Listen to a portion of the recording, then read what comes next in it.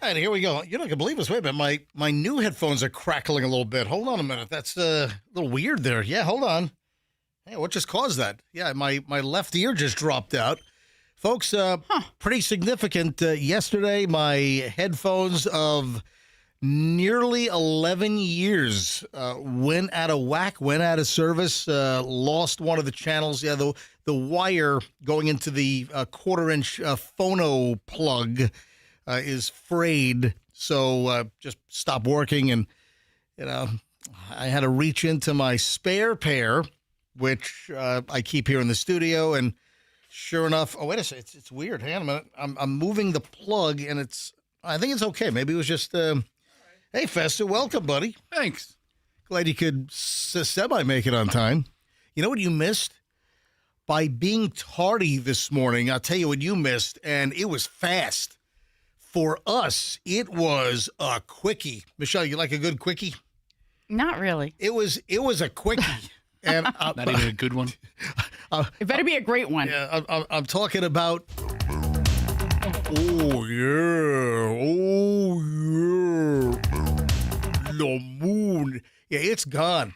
So we get on the Howard Franklin Bridge, heading towards St. Pete from the Tampa side, and it's like, oh my God, that is the biggest red blood moon, harvest moon. What moon was it? Was it? I know there different. It was anyway. It was red, and it was massive. I think this might have been the biggest moon I've ever seen that I can recall here in the Tampa Bay area.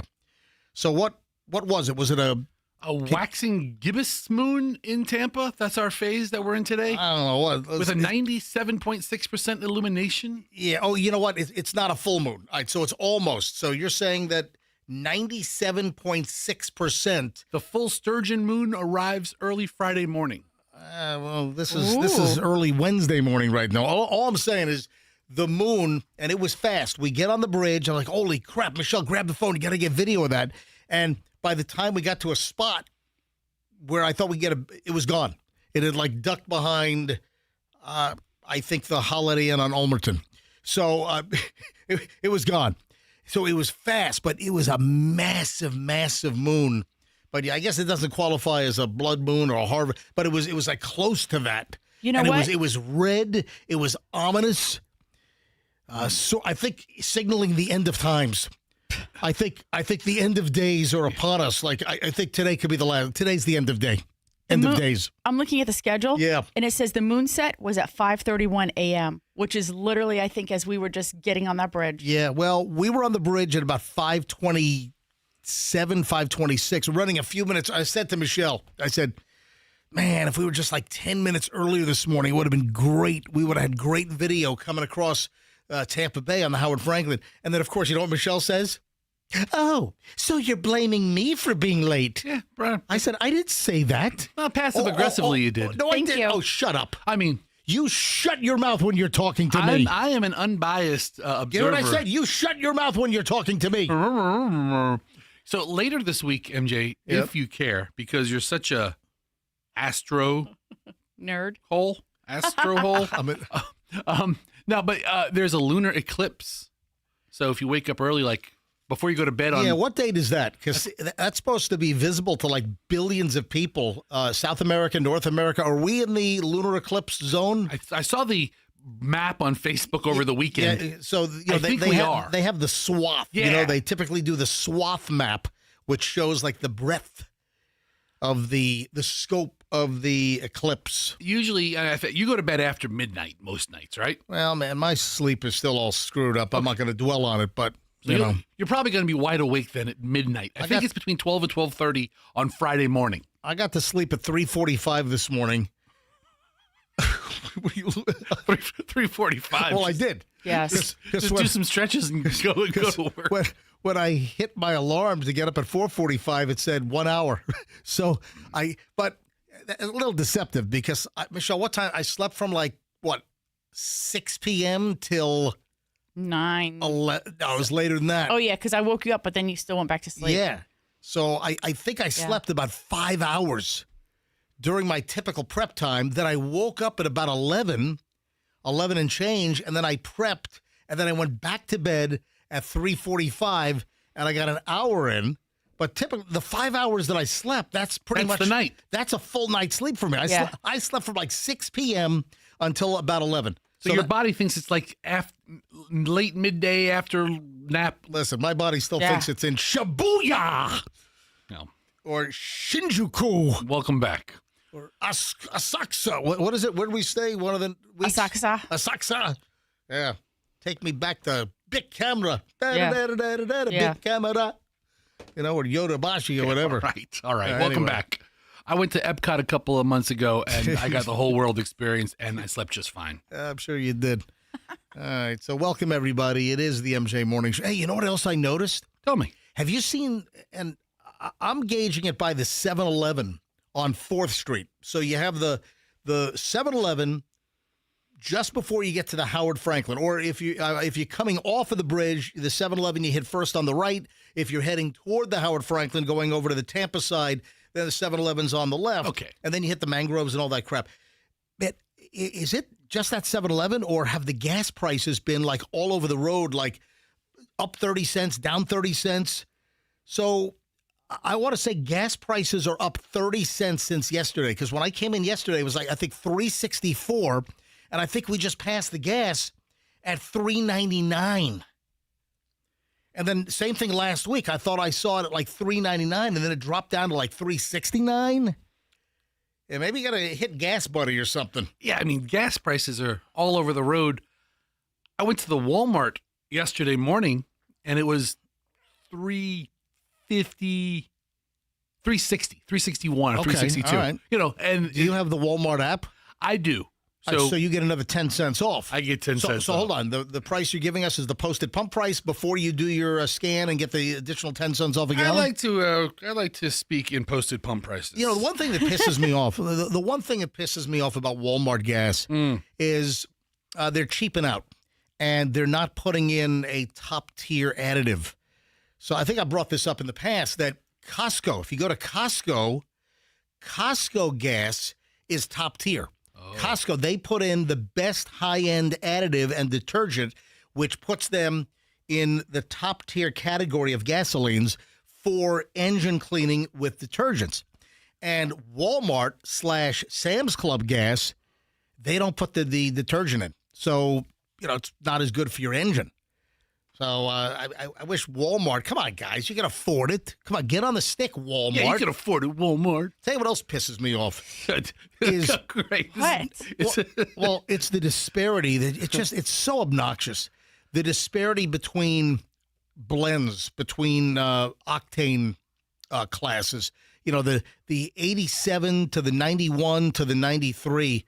You know, typically it's like 60 cents now, on average. So the 87 octane, the cheapest unleaded, let's say is $3.99, and then you look at the 93 octane, and it's up at like $4.60.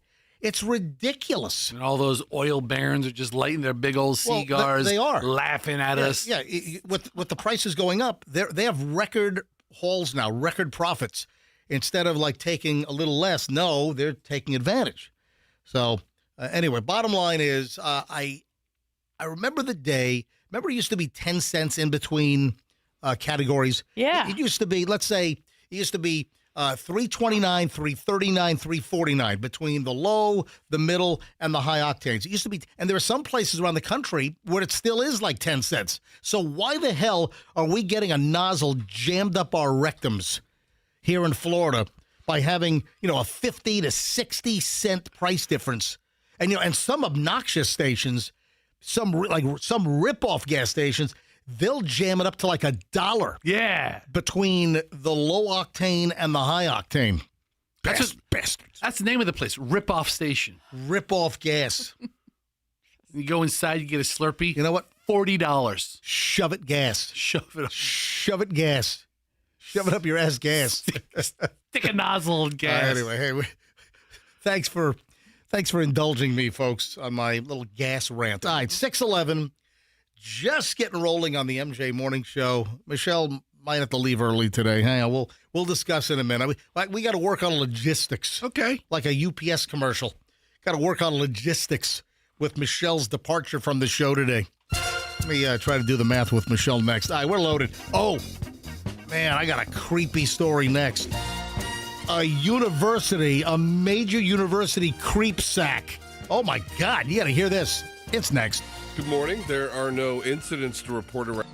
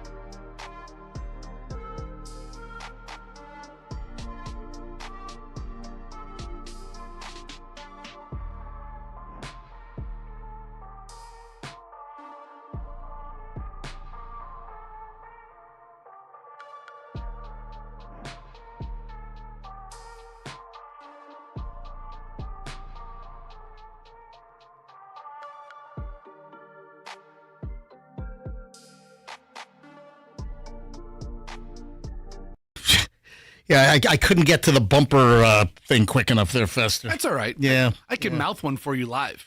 Yeah, so they used to have like filler songs in there, but I guess the filler songs are gone. Thank God, Yeah. because if the filler song would have played, it would have started playing, and I just would have just used the intro as the rejoin bumper. But instead, we sound like freaking Sloppy Joe radio. if the filler song stayed, take the song out. No, I would have faded it out. All right. It would have like started, and then I would have faded it out, and nobody would have known. All right, 6:22 at the MJ Morning Show. All right, before I get to this creepy college story, Michelle, I just want to kind of get a kind of a timeline of what your deal is. What time is your flight today? I think it's at 11. So can you not think? Can you look at your app? Oh, is that right? Yeah. Can you tell me exactly what time your flight is? Giving you the same. Because you've got kind to of check answer. bags. Yeah, boarding time is 10:30. Flight time is 11:10. Oh yeah. All right. So we have to do the math on this. Hang on. Give me those numbers again. Flight time is what? 11:10. 11:10, and board is what? 10:30. Is 10:30. Yeah. You need to leave here about 9. Yeah, I think you need to pull on out of here at like 9 o'clock. sounds good to me. Yeah. Fester, you want to drive my wife to the airport, and I'll just do the last hour myself? That's fine. I mean, we could be on the phone for a little bit of it, right? That's all right. I think Michelle can call an Uber. Yeah, so Michelle's flying up to New York because when is Julian's move in? Tomorrow morning. So Julian gets to move in. I'll tell you what Julian's figured out.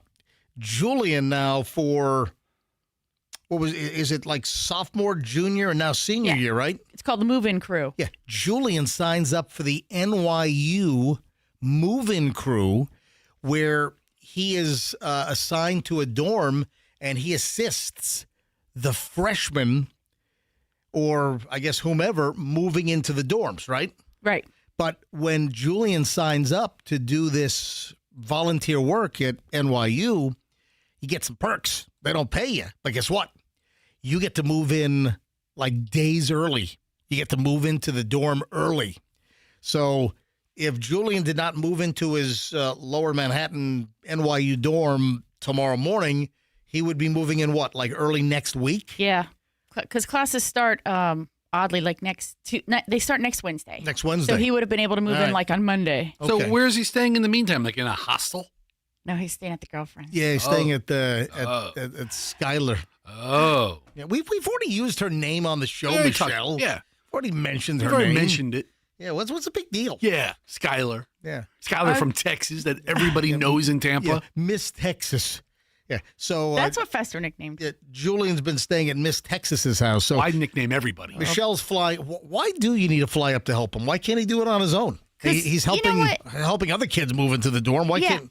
Well, it's a lot of work to like man the van and be moving stuff out. Wait a sec. You rented a van again? Yeah. Oh, have you already put in a He already- reservation? you know what? He took care of everything. All right. So you're renting a U-Haul van. Right. Sometimes I'm just kind of the U-Haul van watcher. You got to get his crap out of storage at some Right. Manhattan storage joint. Right. Because, in the city, you can't just like park your car and then, unload it like leisurely. I mean, those people, the ticket cops, whatever, come Oh, around yeah. and give you a ticket They're just like that. They're like bed bugs, man. Right. They are like parasites. The ticket meter maids, the ticket crowd, man. It's just smoother to have two people. Yeah, you So- park for 2 seconds in a place where you shouldn't be. 2 Right. seconds, you got a $125 ticket on your vehicle. Yeah. Ridiculous. All right. So you're flying up this morning. Yeah. Boarding time is 10:30, 11:10. Doors close or pushback set for 11:10. Yeah, you need to leave here because you're checking 2 bags because Julian's got a lot of crap. Right. So you need to leave the show. I would say at 9 o'clock. Okay. I think you need to pull out. You don't have to tell me more than, how about 8:50? No, well, 8:45. Well, it's during that commercial break. No, it's I see what you're doing it's- there. Yeah, because so I can help you to the car. Oh, I don't need your help, buddy. Yeah, buddy. Hold on, what's that noise you just did? Like, back it down, back it That's down. like the dismissal noise. That's like a dismissive sprinkler. Yeah. It's like you're a rainbird rotator. Yeah. Of dismissal. Yeah, exactly. Or a hunter irrigation. I should say hunter because I actually know a hunter rep. What are the big sprinkler companies? It's like I don't know. Toro, right? Toro, Hunter, and Rainbird. Are those the big three in the sprinkler sector, right? There's also, you're forgetting the Whizzer, Which which will just soak your yard. So Michelle's going to leave at 9 o'clock. You'll call an Uber. Oh, did you see if you have an Uber credit? You should have an Uber credit for the month on your American Express. I don't know how to find that. Hold on, do you? You never told me this. All you did, you only ever complained about me using the Uber. I never saw a credit. This is the first I'm hearing in 5 years that there's a credit on my account. You know what? I've got a credit which I haven't used. Well, there you go. Which expires at the end of the month. But also then I'm flying up to meet the family after the show on Friday. After all the hard work and all the heavy lifting is done. Well, listen, how about the fact that I do this job to pay for his freaking college? How about that? How about that? How about that recognition? All right. Then I'm working my butt off Cookies for you. to pay for Julian's education over there at the NYU. All right, so plan on leaving the show at 9 o'clock this morning, so the final hour will just be Fester and me. Sorry, people. And a dog named Boo. Oh, all right. We should bring a dog in. Well, you know what? I might bring the dogs in on Friday morning. Oh, no, you will not. Hold on. Because got to bring the dogs to the kennel for the weekend. Are you going to crate them in the corner? They can just run wild in the No, studio. let them run wild. Okay. Yeah. No. Dogs run wild. Dogs run free. I mean, they can sit on the couch. No. They'll bark at Fester the entire show. That's fine. Oh, man, I just thought of a song I haven't thought of in a long time. Time runs wild. Time runs free. Like the child living in me or something? I don't know what song you're even talking about. Do you remember the movie Dream a Little Dream? Was No. it Dream? What was that movie? It was from the soundtrack. Time runs wild. Time runs free. You don't know that song? No.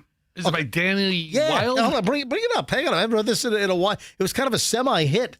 I think it was like might have like cracked the top 30 on the charts. Andrew, do you remember that song from 1980? You don't remember it? Oh, Andrew remembers everything. That might have been a McCluskey Associates little record for the management of my old station. Danny Wilde is currently a manager in a Pennsylvania Wawa. No, he's not. Yeah, that's what he's doing now. No, he's not. Yeah, I just said, what is Danny Wilde doing now? And after the one-hit wonder song guy, Time Runs Wild, he's now an area manager. You just made that for up. the Wawa. No, he actually, I remembered something. Danny Wilde actually was part of the Rembrandts. So after his little solo career, he was one of the founders of the Rembrandts. And then he went into the gas station business. No. And what are the Rembrandts famous for? They sing one of the theme songs to, like, is it the Friends? I'll be there for you. Yeah, the Friends. Rembrandts are the artists of the band that did the theme song to Friends. Oh, now that you say that, I can hear the similarity between that and... Stuck in second gear. This isn't my month, my year. Whatever, even my year, right? Whatever. Yeah, so there we go. Little detour to 1988. All right, so Michelle, I think we have you covered, right? I think so. I'll take care of it. She has herself covered. Yeah. Man, you got 2 checked. How are you going to handle all this luggage on your own? I've handled more than that. Listen, a pretty lady with a couple of dollars in her hands get a lot of things done at an airport. You want to hear something creepy? Rutgers University dean. Yeah, we got a good friend that's a big Rutgers guy. Mark. Yeah. Our buddy, Dr. Mark was Rutgers undergrad. All right. Right. Oh, no. Where did he go to undergrad? No. He went to... Yes, Rutgers undergrad, yes. Oh, and then he did Yale for med school. Okay. So our buddy Mark, Rutgers undergrad, I need to call him up and say, hey, what do you think of this? Rutgers University dean caught filming upskirt videos. Oh man. Wow. Dean. A high-ranking Rutgers University dean is in hot water, busted for filming upskirt videos. Joshua Kohut, 51, works as a dean of research at the University School of Environmental and Biological Sciences, was charged with fourth-degree invasion of privacy for allegedly filming salacious upskirt videos, according to a joint press release from the New Jersey State Attorney General and the Division of Criminal Justice. Say what? He's alleged to have used his mobile phone to record upskirt videos without his victim's knowledge. An invasion of privacy, blah, blah, blah. 5 devices belonging to Kohut were seized after the search warrant was executed on Monday this week. Videos of unidentified persons' undergarment-clad intimate parts were found on one of the devices during a forensic review. Oh. My God. This is a dean at Rutgers, and he's shooting upskirt videos on his cell phone? How is he doing it? Yeah, I never understand how they were able to do the upskirt with their phone when we hear these stories. Well, no, you hold the phone, you roll video, and you've seen like the people, the creepy guys will walk behind a lady at the store and just like, Yeah, but you have to hunch over to Yeah. get that low. I mean, Right. a lot of times, yeah. And it has to be a really short skirt. Yeah. really short. That's why they're really creepy and who they seek out for their upskirt videos. Man, that's terrible. I mean, a university dean, a major university like Rutgers, and you got one of their deans is shooting upskirt videos. What a perv. Wow. All right. That's kind of a good lead into morons in the news. That was pervs in the news. Pervs in the news. Yeah, that was pervs in the news. We're just going to do regular morons in the news next.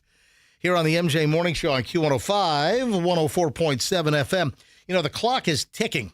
If you listen very, very carefully, you might be able to hear the clock ticking because that is the sound of time is running out on... There it is. You hear it? Yeah, time's running out over at IDC for the amazing Summer of Romance. So you've heard about this. It's been going on all month, and here we are, the last couple of days of August. Hurry and get to IDC. Why? Because when you spend on great jewelry at IDC, they're going to throw in some killer vacations complimentary. The Summer of Romance almost over, final days. Right now at International Diamond Center, make a jewelry purchase over $3,500 and you'll walk away with an amazing free romantic trip. So you find the diamond, the engagement ring, the piece of jewelry you like, spend $3,500 or more, and here's where it starts. $3,500, you get a 3-day, 2-night romantic hotel getaway plus a $100 Visa gift card, a dozen cool cities to go to. Spend $5,000, sail away on a 3 or 4 night luxury cruise for 2. If you spend $10,000 or more, you'll escape on a 5-day, 4-night stay at an upscale tropical all-inclusive resort in one of 4 amazing countries. Buy amazing jewelry, unbelievable quality, great pricing, get a free trip. You decide on what you want to spend, then decide the trip you're going to get. IDC, International Diamond Center, Tampa, Clearwater, Lakeland, and Sarasota. And, of course, tell them that MJ sent you, and it expires at the end of the month. Hurry. Traffic's on, and the morons in the news next. MJ Morning Show. We're starting to see some volume build up.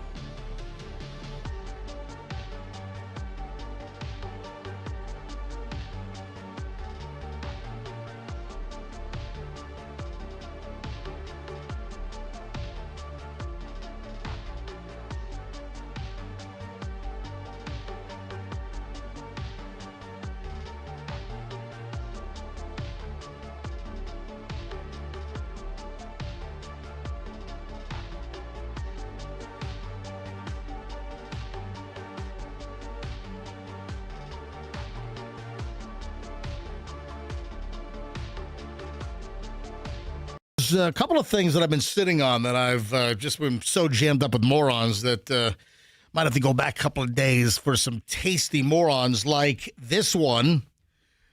Lady out in Polk County in Winter Haven accused of trying to open up her neighbor's car doors. Why? She's looking for some smokes. What? Yeah, you heard me right. I leave my smokes in my car. A lady out in Winter Haven told the cops that she was looking for cigarettes. When asked why, she was pulling on door handles of a bunch of vehicles in her neighborhood. What the hell? Any kind of cigarette would do when you're that desperate, right? Natalie Adjo. What is she going to pull, like, butts out of the ashtray? Yeah. She's looking for Oh, God. half-smoked. Yeah. Yeah, so her name is Natalie Adjo. A-D-J-O. How else would you pronounce that? You know, if you found a pack, it's like finding gold. Isn't like a pack of cigarettes like $10? I don't know. I don't know. I don't smoke. Is a pack of cigarettes $10 these days? That's ridiculous. I don't know. I mean, it sounds. I feel like the last time I saw cigarette prices, I guess I see them all the time, but I don't pay attention to them. Natalie Adjo, A-D-J-O, 32, was arrested on Sunday, taken down to a Nice free ride to the Polk County Jail. Where she can't smoke in there. Yeah, apparently cops said that officers were called to the scene of the crime around 11:22 in the morning on Sunday morning because it was reported that a woman was seen trying to open up car doors. Yeah, so about 30 minutes before the cops were called, the woman received notification from her Ring security camera alerting it to activity in the yard. Yeah, so this is one of the neighbors' houses. According to the cops, the camera footage, the Ring camera footage, it showed Adjo walking toward the front of the house where two vehicles were parked. The homeowner with the Ring camera said that they saw Adjo pulled on door handles of one vehicle, found it locked, then tried the door of a second vehicle, which was also locked, then walked away. Did she have her own lighter? I'm sorry. I don't know about her smoking paraphernalia. Because a lot of cars these days, I don't think have like that lighter thing anymore. No, you're right. They come with a 12-volt connection, but it's not. But it doesn't a have the cigarette lighter lighter thing. Anyway, Yeah. the cops, they're looking for this woman. They look at the video. Then they spot the woman wearing the same damn clothes. So they ask her, what the hell are you trying to do? Why are you pulling on car handles in the neighborhood? And she said that she wasn't trying to get into the vehicles. Nope. I was just looking for cigarettes. Well, hold on. You weren't trying to get into the vehicle. She wasn't trying to steal the vehicle. Right. Let's get her on a, misspoken charge. Guess what? She has been hit with 2 counts of attempted burglary of an unoccupied vehicle, and both of those would be felonies. See, that charge should be reduced. She's just looking for a couple of smokes. I mean, when you need a smoke, you need a smoke. Okay, yeah, so start tugging on door handles to see if you can find some cigarettes in the car. Get out of here. According to AI, the average pack of cigarettes in the United States costs between $8 and $10.25. Well, there you go. Would you care to guess, MJ, how much cigarettes cost per pack in your favorite large city, New York? New York City. In the city. It's expensive. In the city of New York City. How much is a pack of cigarettes? I'll tell you what, it's more than the high end of the national average of $10.25. Boy, is it. Yeah, what is it? $15.44. That's wow. ridiculous. And the cheapest smokes are in Missouri. Oh, you know what I just remembered? Want a good reason to move to Missouri? The show me states show me the cheap cigarettes. The cheapest smokes are in Missouri. According to the AI, the cheapest state's Missouri. You know what I just remembered? When we used to drive to Florida, this is when most of my relatives were up in New York, but my grandparents moved to Hollywood, Florida. Right. This was my mom's parents moved to Hollywood, Florida. And my mom's sisters both smoked. Yeah. Andy smoked, Michelle. Really? Gail smoked. My mom did not smoke. My mom is one of 3 daughters. I remember this is back in the early to mid 70s. We would make the trip. And this is before even I-95 was completed. Was there a cigarette state? Oh, yeah. Like North Carolina or Virginia? Yeah, it was like Carolina. Yeah. It was like North Carolina or South Carolina, maybe both. And cigarettes were ridiculously cheap. Dirt cheap. Dirt freaking cheap. And I remember we had on the way back, driving back from Florida, back up to New York. This is before we moved to Virginia Beach in 1976. We would stop somewhere in the Carolinas, and my mom would pick up just a haul of cigarettes for her 2 sisters. I'm trying to remember. Really? Yeah, Andy's. I'm trying to remember the brand. Kent. Andy smoked Kent. They're not around anymore. Do they? I don't know. Kent cigarettes? Kent. Kent. And I can't remember what Gail smoked. But both of my mom's sisters, they smoked like fiends. Oh, they were chain smokers. Yeah. And Andy, by the way, she's going to be 89. Gail died. But Andy's going on 89. So obviously the smoking didn't get to her. Obviously. Yeah. Is Kent? I don't even know if Kent's still around. Kent is owned by but we used to RJ stop. Reynolds. We used to stop at the cigarette stands in North Carolina, and we'd pack the car with cigarettes for my 2 aunts. Anyway, all right, moving along. Morons in the news here on the MJ Morning Show. Kent remains active internationally. Just internationally? Oh, but not in the U.S.? Many international markets outside of the United States. Oh, wow. So there's no more Kent in the United States? You have to go to Canada to get a Kent. And I think Gail smoked Pall Mall. Are they still I around? don't even think I've ever even heard or seen these brands. You've never heard of Pall Mall? Pall Mall, Pallmall, Pall Mall? No. Oh, yeah. Yeah, I think those were the two. Anyway, moving along, morons in the news. Listen to this one. A guy thought he could cover up a $190,000 embezzlement by faking a coma. That's a commitment, man. In order to not be busted for an embezzlement of nearly $200,000, you're going to play coma victim? Isn't that hard to keep up? I would say. Yeah. All right, this is at a Riviera Beach, which is, just north of West Palm. Police say a West Palm Beach man stole about $191,000 from his employer, then faked a coma after the company began questioning him for suddenly disappearing from work. So cops with the Riviera Beach Police Department say 33-year-old Baha Abu Ghania. By the way, his first name is Bahaa. How would you say that? Baha! Exactly. Baha! Baha! If you want him and all of his brothers. Hey, guess what? What? When they discovered he was faking the coma, you know what they said? Baha! Baha! Baha! You know, Baha Baha? Baha Baha Baha? is the new aha. Like take on me? And if you want to call him and all of his brothers, it's Baha. That's all of them. All you got. Baha. Get over here. Anyway, so this dude was hired to manage accounts payable for a refrigeration company in Riviera Beach, but he frequently missed work. He asked to work remotely, claiming his son was ill.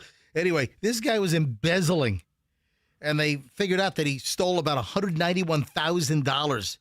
And then a broader investigation found all kinds of anomalies with accounts receivable, accounts payable. Anyway, this dude, he had set up 5 to 6 online accounts, including Cash App, and he was wiring tens and tens of thousands of dollars of company funds to himself. To his own accounts. Yeah, and once they were on to him, then he faked a coma. So yeah, was he faking the coma to like elude arrest? Like if people came by to visit him, he's like in a coma? Yeah. Or was it like because you can't arrest a guy in a coma. Yeah. When the cops came by to question him. We're here to question Baha. Officer, this is not a laughing matter in spite of his name.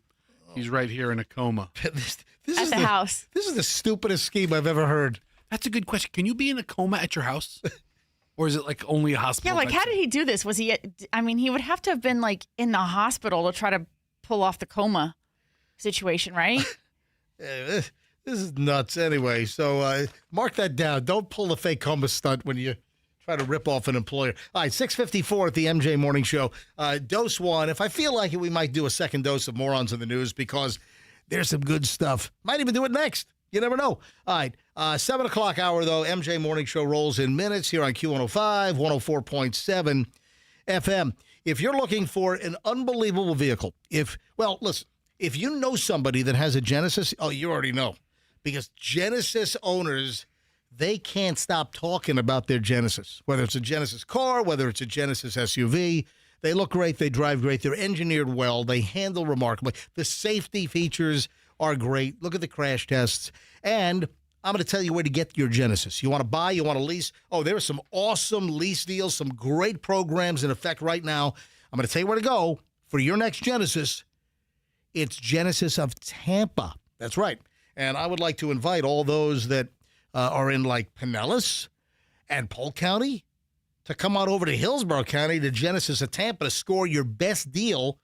Shop around. Score your best deal on a Genesis at Genesis of Tampa. There was a time where the folks in Tampa had to go to Polk or Pinellas because Hillsborough didn't have a Genesis dealer, and now you do. It's Genesis of Tampa. And they're great. Always giving back to the community. GenesisofTampa.com, 275 and Bears at Nebraska. It's Genesis of Tampa. And, of course, tell them that MJ sent you. You know, another one of their incredible dealerships is Miracle Toyota. So Miracle Toyota, also part of the same ownership group as Genesis of Tampa. Miracle Toyota is in Polk County. Miracle Toyota is in the lovely bedroom community of Haines City, delightfully tucked right into a nice little corner on, 27 in Haines City.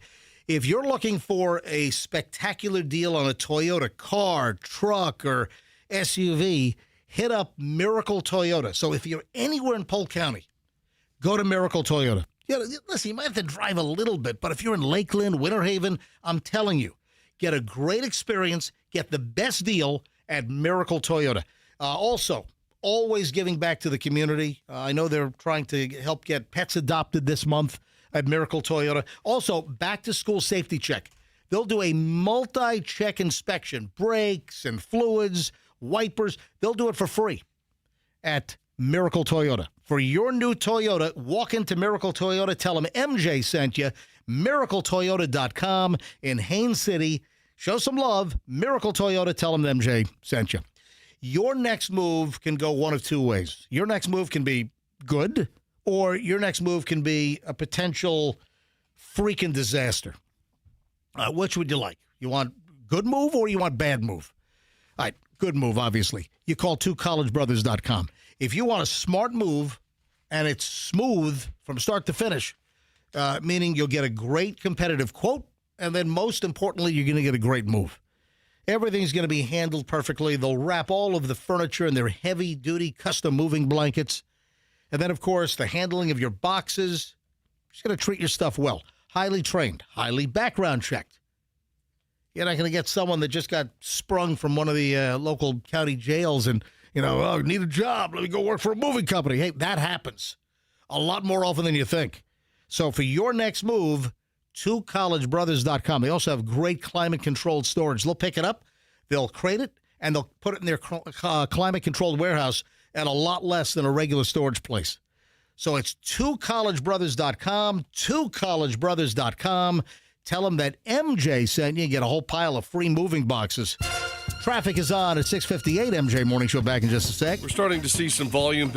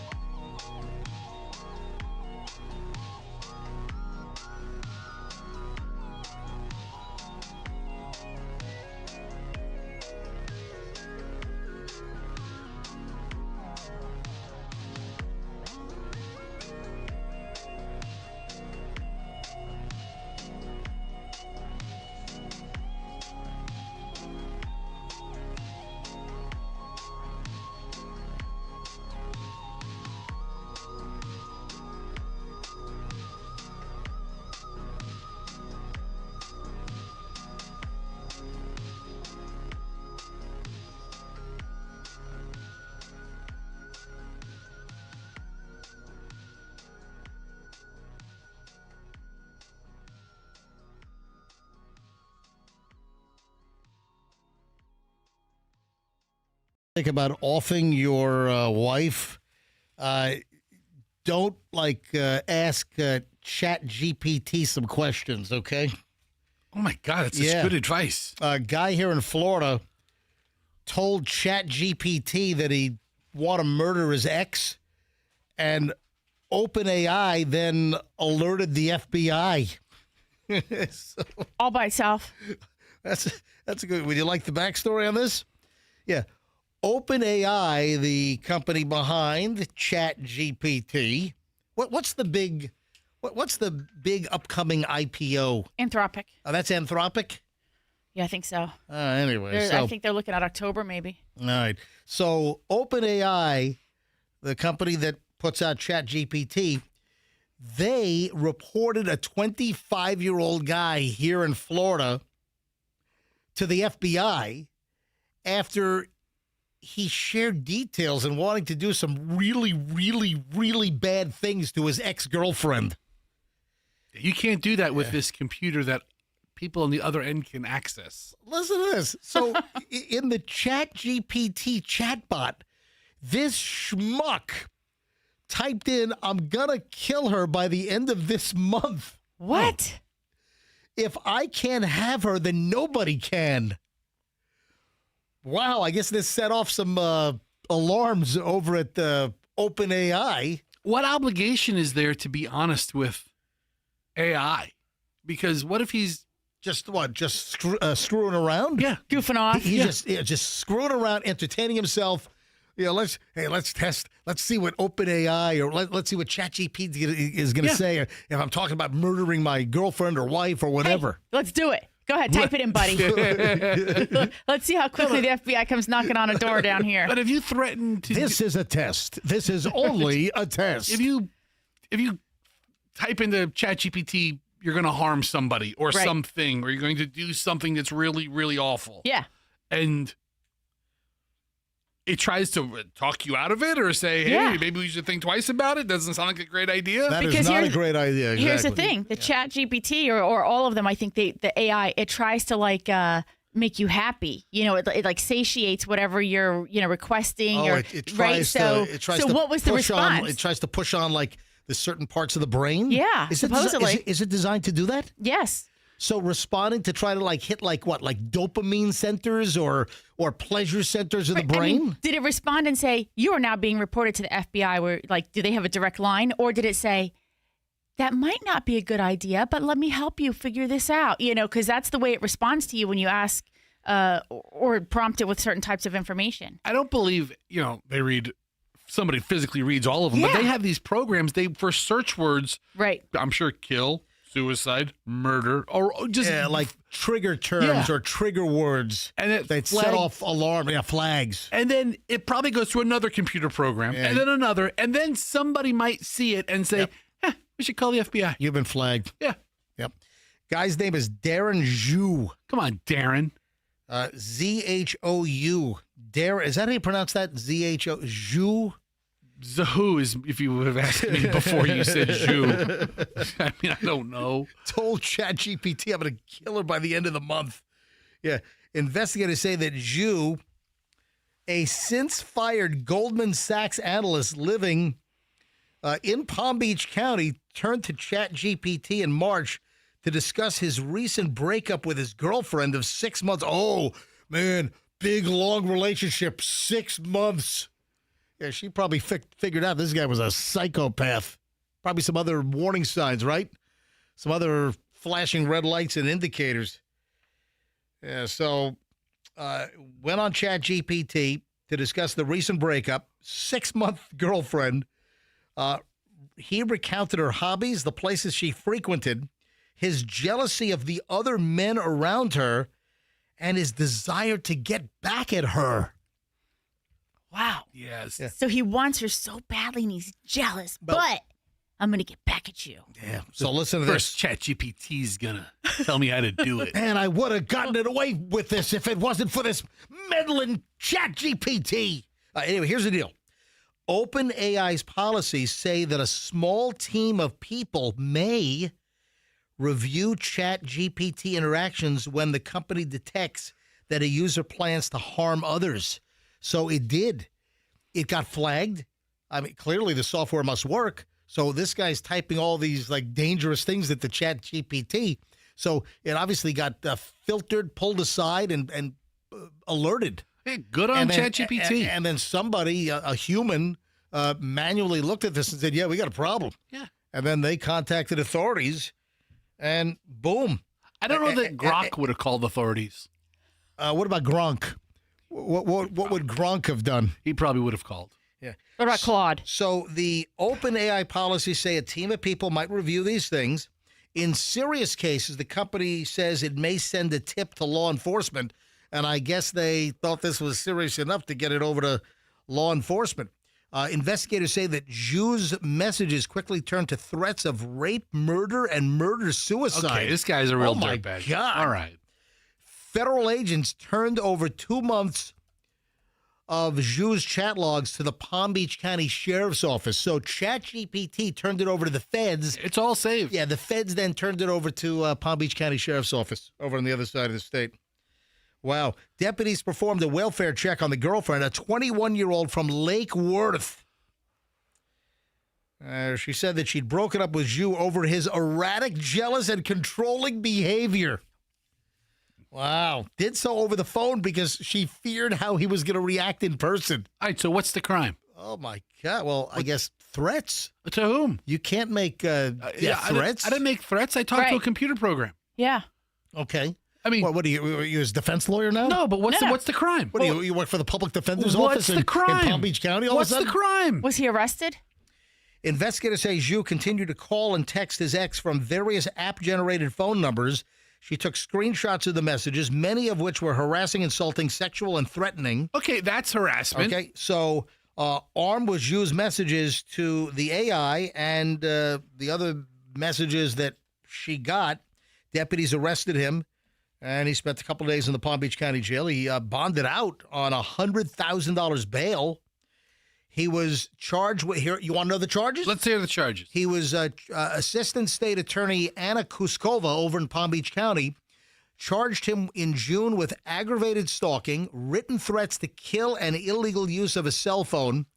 And those are all felonies punishable by up to 25 years in prison. Okay.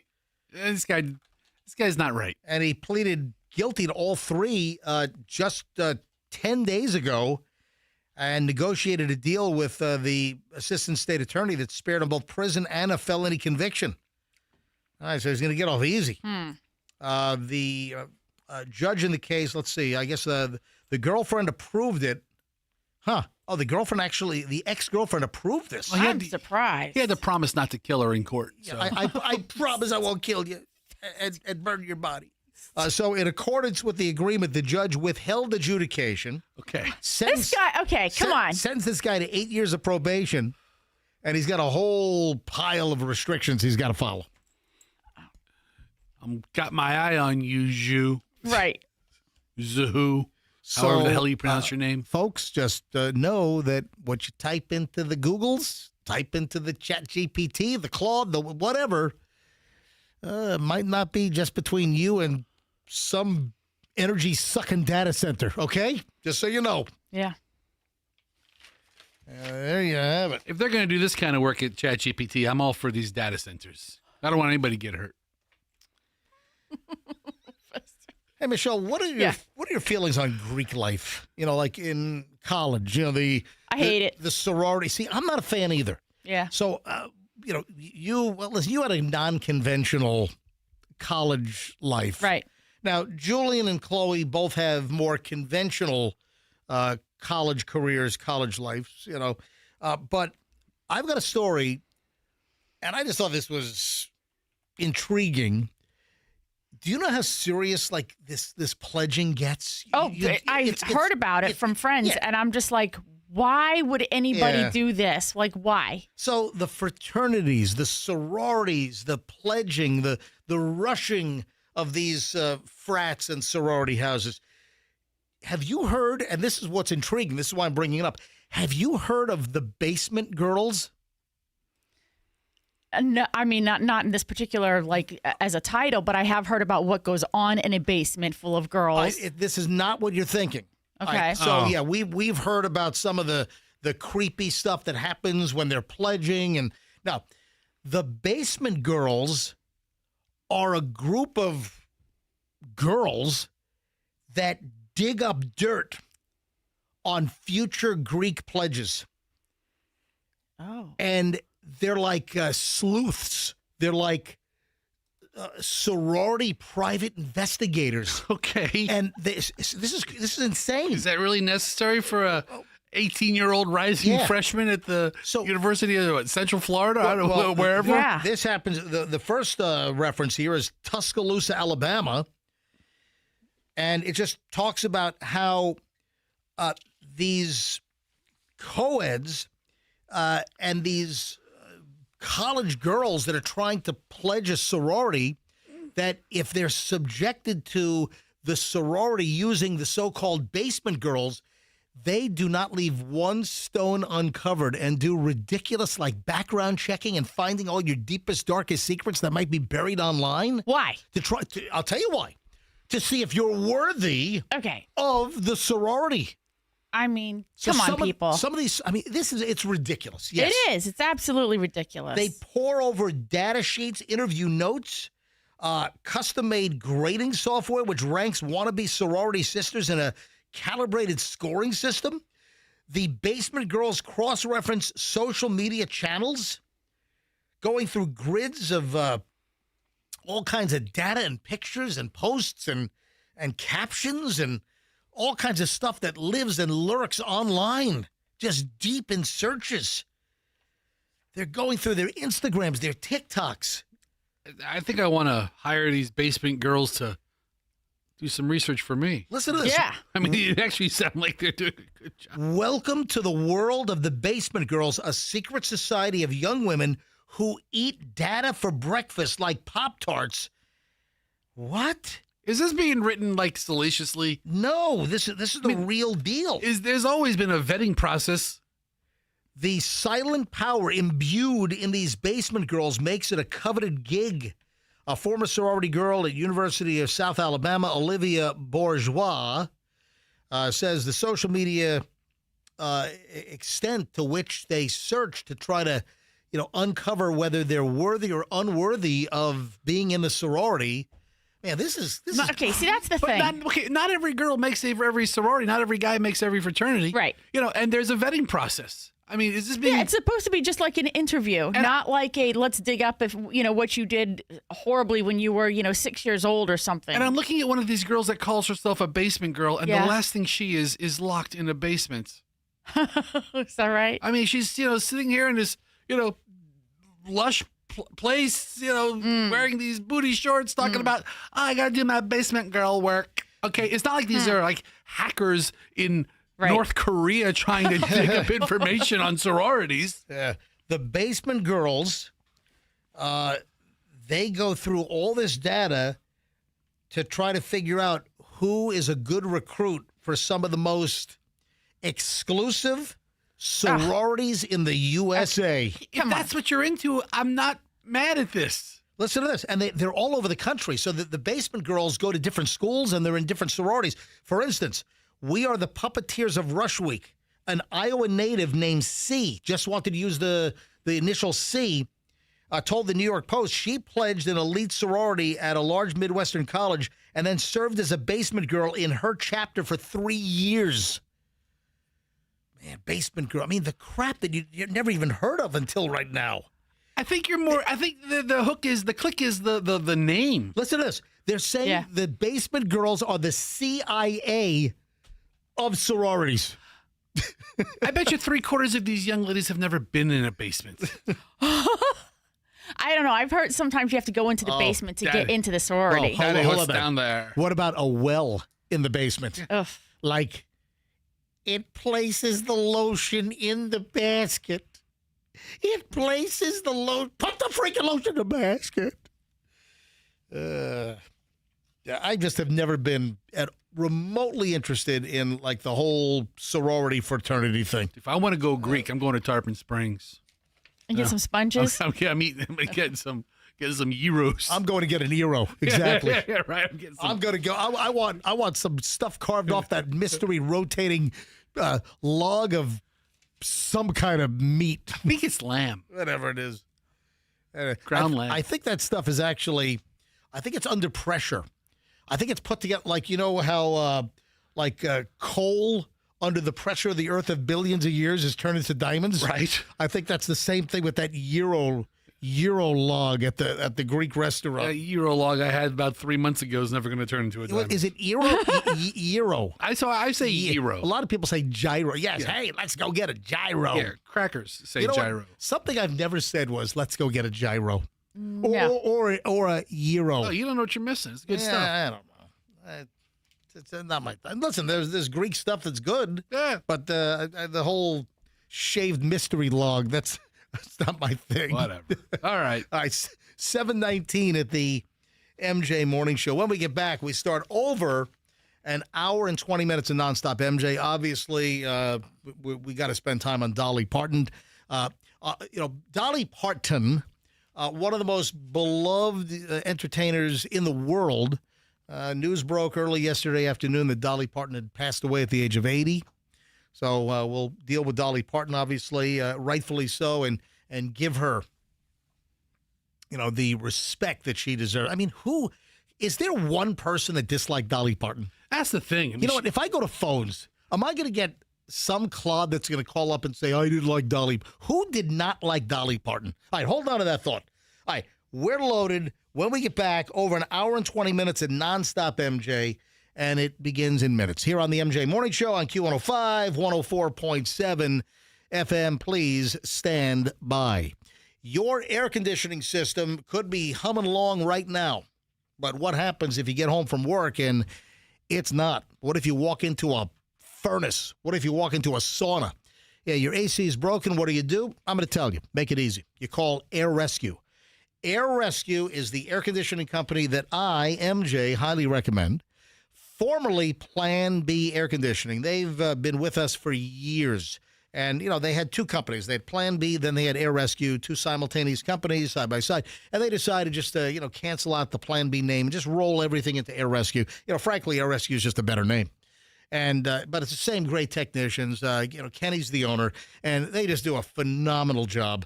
They have put in 3 new systems in my house.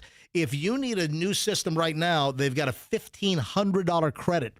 Trade in your old hunk of junk system on a new system, get $1,500 back. So listen, you mention me MJ, you get 10% off. You need a repair, 10% off, mention me MJ. It's airrescue.com, anything air conditioning related. I'm going to tell you right now, they can do a great job for you. Get a great price, get a great job. Airrescue.com, and tell them that MJ sent you. If you need a good roofer, listen, folks, come to me. Come to MJ for recommendations. Angie's List. No, MJ's List, all right? Yeah, MJ's List is what you need right here. All right, let me tell you about Hendrick Roofing. Hendrick Roofing will do a phenomenal job if you need a roof repair or if you need a whole brand new roof. How do I know this? Well, Hendrick put the original roof on the house that we built back in 2004. And here in 2026, 22 years later, they put the new roof on my house a couple of months ago. Yeah, I'm glad I did this. Just a whole improvement in technology. The underlayment, I have a clay tile roof on my house. And the underlayment used to be the thick paper with the asphalt that they smeared all over the place. Now it's a rubber peel and stick membrane that is like amazing. So I just feel so much better about my roof. If you need a new roof, whether it's tile, whether it's asphalt shingle, whether it's a metal roof, they have their own metal shop. They do amazing work. So whether it's a leak, a repair, or a brand new roof, you want Hendrick Roofing. Tell them MJ sent you. And if you're a commercial operation, if you're a landlord or if you're a commercial business, if you need commercial roofing, it's Hendrick also. Residential and commercial, Hendrick Roofing in the Tampa Bay area for over 60 years. HendrickRoofing.com. Tell them that MJ sent you. It is no secret that the real estate market has kind of slowed down to a crawl. If you know somebody in the real estate business, they might not be eating very well right now. No, listen, the market has slowed down, and the Tampa Bay area has been hit. If you need to sell your home, I'm going to give you a cheat code right now. Sell your home quickly with a guaranteed all-cash offer from Mark Spain Real Estate. Yeah, this is not the conventional route, folks.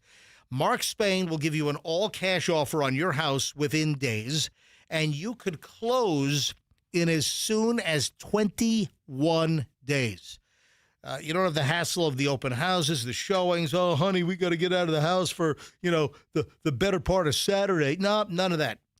Get a guaranteed all-cash offer. People love Mark Spain Real Estate. You look at their 5-star reviews. Over 11,000 5-star reviews. Sell your house. Mark Spain Real Estate. Go to markspain.com. Get a guaranteed all-cash offer on your home today.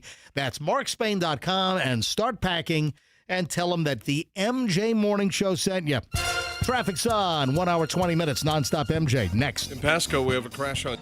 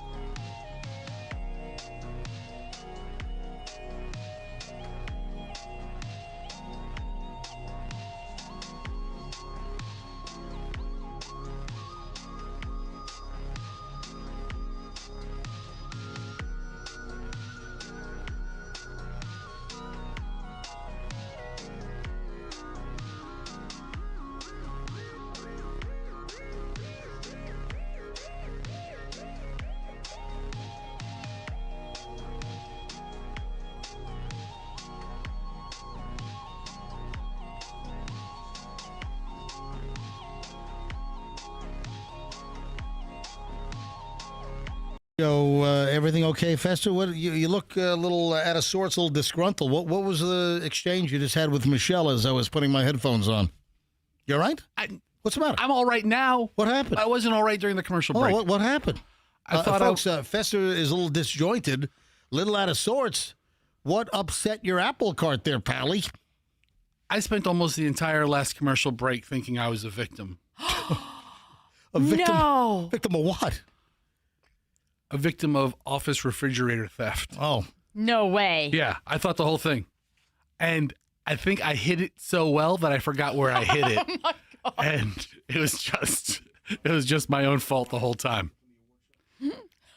So I found what I was looking for. Hold on. But I hit it. Right. Wait a second. When did you place this food item in the lunchroom fridge? Okay. On Friday. On Friday. And here we are Wednesday morning, and you're like, ooh, I want whatever item is probably all molded up good in there right now. I'm glad you bring that point up. Okay. Right. I don't even know what it is. It's not a... I guess it's consumable, but it's not edible. All right, dude, just just tell me what's going on. To stop Right. with the riddles and rhymes. Walmart brand Dr. Pepper. Oh. Oh, no. Diet Walmart brand Dr. Pepper is better than regular diet Dr. Pepper. Wait, hold on. You're telling me that the Walmart diet, what do they call it? Dr. Thunder. Wait a minute. Walmart Dr. Pepper is called Dr. Thunder? Diet Dr. Thunder. Diet Dr. Thunder. I mean, I'm all for diet sodas because, I'm not for drinking your calories, people. I'm for eating them. But, so Diet Dr. Thunder. Thunder. Thunder. Lightning, then the thunder. Thunder. So the Mountain Dew from Walmart is called like lightning. Oh, really? So like it's like lightning Wow. mist or something like that. Yeah. But I'm not as much a Mountain Dew guy as I'm a Dr. Pepper guy. Dr. Thunder. Sounds like a midday guy on a classic rock station. Hey, it's Dr. Thunder taking you through the workday. Oh. Yeah, it's due for Tuesday. Dr. Thunder. So Yeah, it's Weirdo Wednesday. I bring in my 2 liter of Yeah, it's Thursday. Dr. Thunder, Diet Dr. Thunder, which is I think Lightning, then the thunder. like I Thunder. said, anybody wants to do a little. Michelle hates when I do that. What is that, Imagine Dragons? I don't know. Imagine, Imagine dragging dragging these these nuts nuts across your All right, face. don't stop it. There you go. Sorry. You opened it up. That's all I think You're a about. freaking lawyer. You're a doctor, So and you're doing dragon nuts jokes. it's fun. All right, whatever. All right. So wait. Anyway, you first thought it was anyway, stolen. anyway, How does a 2-liter bottle Was it- of wait. Dr. Thunder get lost in the fridge? Was it full when you put it in the fridge? No, this is exactly how I left it. It was Okay. untouched because I had some on Friday. Did you mark it like And- with a no, Sharpie? No, I'm not that crazy. But Like parents with liquor in the cabinet? yeah, right. So Hold on. Did your parents mark the liquor in? No. No way. so Yeah. I thought I was like, oh my God, where's my Diet Dr. Thunder? Oh my God. And I was like, somebody stole my Diet Dr. Thunder because I Oh. thought I placed it like on the top, Yeah. but I didn't. I placed it on the bottom in the back. So I mean, I would make if any other thief would the thief would have had to have worked really hard. I'm thinking I was a victim, and I'm thinking, life is so unfair. You didn't remember? And then- like that takes some effort to like put it all the way in the back on the bottom behind other stuff. Well, I was trying to prevent myself from being a victim when it's anyway. I'm better. I'm fine. When I walked in, I was all spun out. I'm like, it's like almost being in a car accident, but not. It's like Wait a sec. Your thought of somebody stealing your 2-liter bottle of off-brand Walmart Dr. Pepper rip-off drink, which is better than the real brand. is equivalent to being in a car wreck? Almost. What is No. wrong with No, you? that feeling of like almost being in a car accident, like you. But you're fine. Like the pit in your stomach? Yes. Like your stomach sinks like you're on a roller coaster or something, or that feeling that hits you hard in the stomach, right? Anyway, I found my 2-liter of Diet Dr. Thunder. Thank God. And if anybody wants to do a side-by-side comparison, you will see that I am right. Diet Dr. Thunder by Walmart is better than Diet Dr. Pepper. What the hell are you saying? I don't drink the regular version, Andrew. Hey, Michelle, what are your thoughts on Chloe's rent? I got disjointed, man. Ask Yeah. Michelle. I was really pissed off yesterday. Will the rent go up? Well, no. Well, the rent went up. So Chloe's apartment up, near Hartford, Connecticut. Chloe goes to UConn Law School, and Chloe's in an apartment complex in the area, and it's a nice apartment complex. But this is weird. Suddenly, with 4 minutes notice, the owners of this apartment complex, they dropped the current management company that ran the complex. They had a person on staff, and so this ownership group that owns the apartment complex, they must have fired the management company, and they installed a new one. So we had no issues with the old company. In fact, they were very good, very accommodating. Anyway, so as far as the rent going up, Chloe had a 1-year lease, and they came at us with a renewal. And actually, it wasn't bad. The rent, this is crazy. The rent only went up like $21 a month. Okay. That's not terrible, right? No. And then I was able to, negotiate a little bit of an incentive. So there's a little bit of a bonus that she gets. When she first signed up, didn't she get a month free? I think we got a month free for the first year. Okay. Right. Here's this is what I'm pissed at. I paid Chloe's rent, a couple of days before the first of the month, every month, like clockwork, never late. Everything's cool. And I did an ACH. The checking account debit. Okay. You put in your routing number, the checking account number. Easy peasy, right? So the new management company has an all-new portal. So you got to sign into this rent app and everything and set up the account. You want to hear what these greedy bastard bloodsuckers want? First of all, I understand charging you a fee if you want to put it on your credit card. That's pretty standard. Yeah, 3% fee or something like that. You want to put your rent on the credit card? Yeah, there's a fee. If you want to do debit card, it's a flat $9.99. But listen to this. The new management company, they want to charge you a $2.99 processing fee to do the checking account deal. Just to put in your checking account routing number.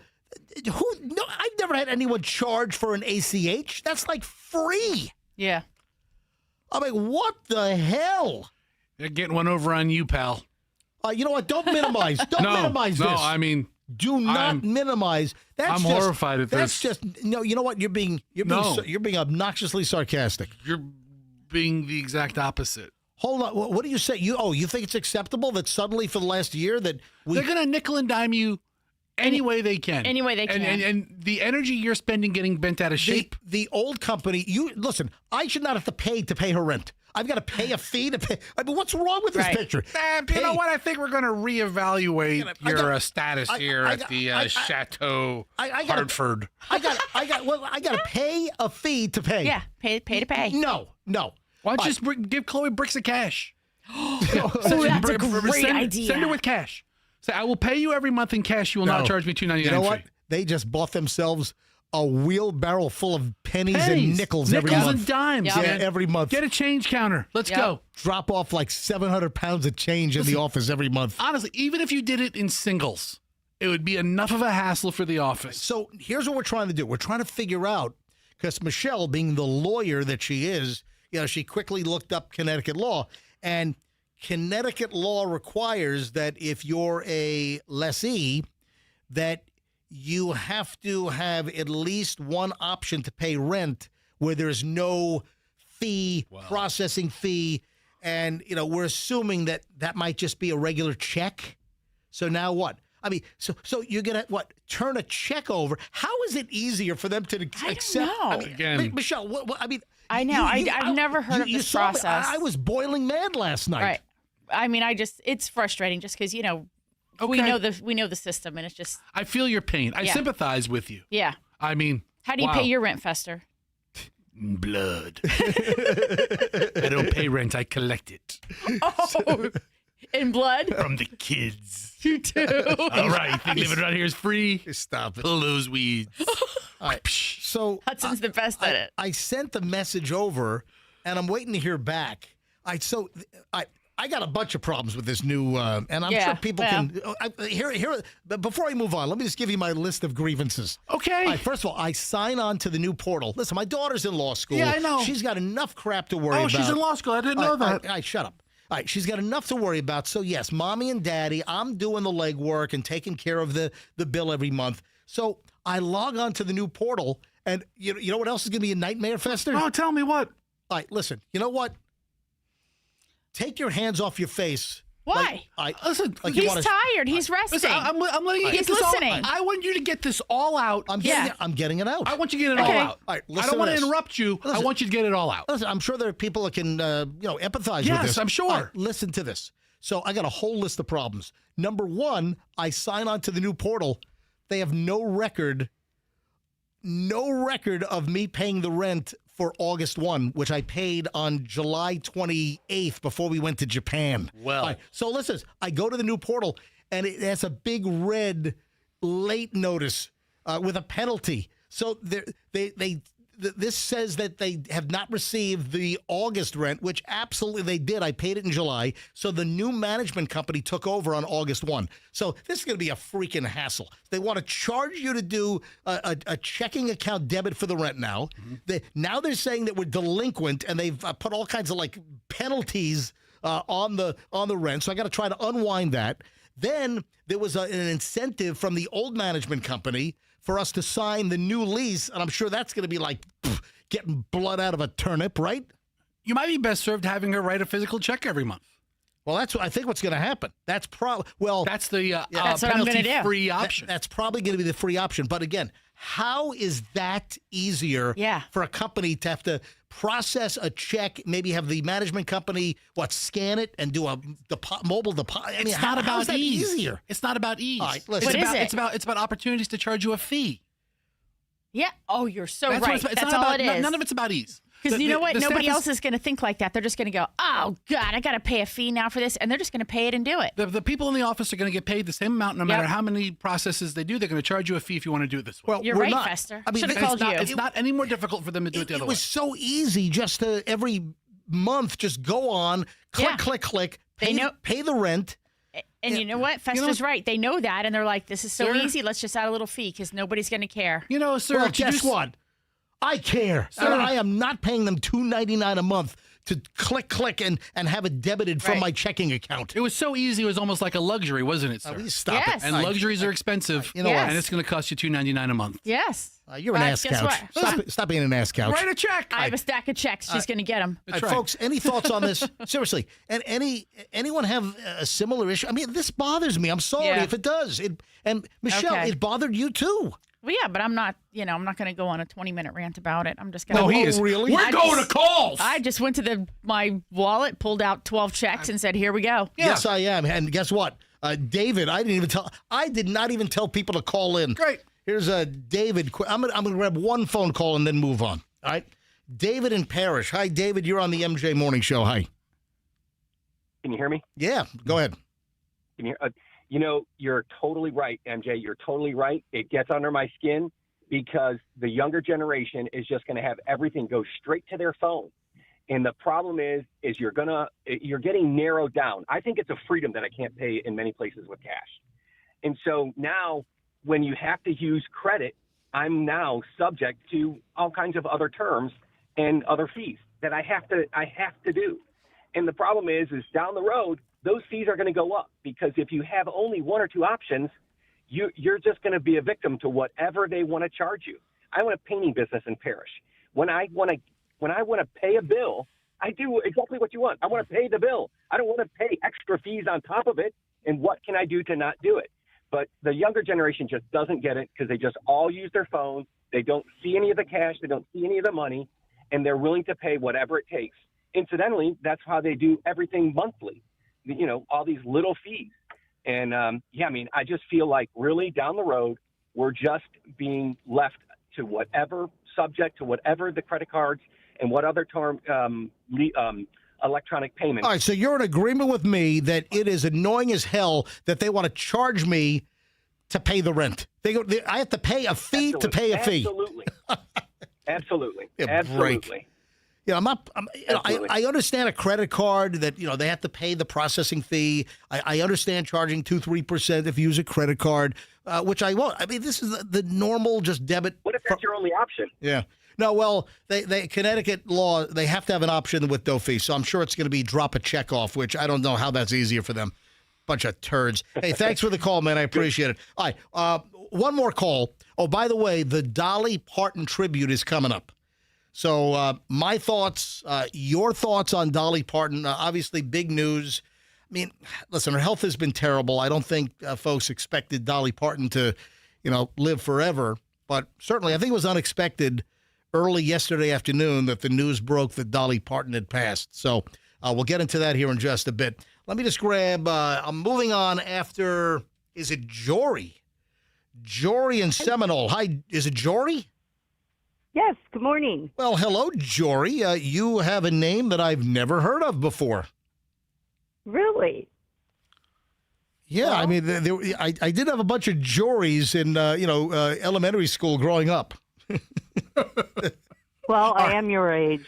Well, all right. Well, Jory, is that... Anyway, quickly. Yeah, go ahead. So I own a apartment condominium, and our association changed recently. And if you send the automatic check, they still charge you $4.99 a month. That is bogus. I said that is completely ridiculous. Yep. So now stamps are 82, 83 cents.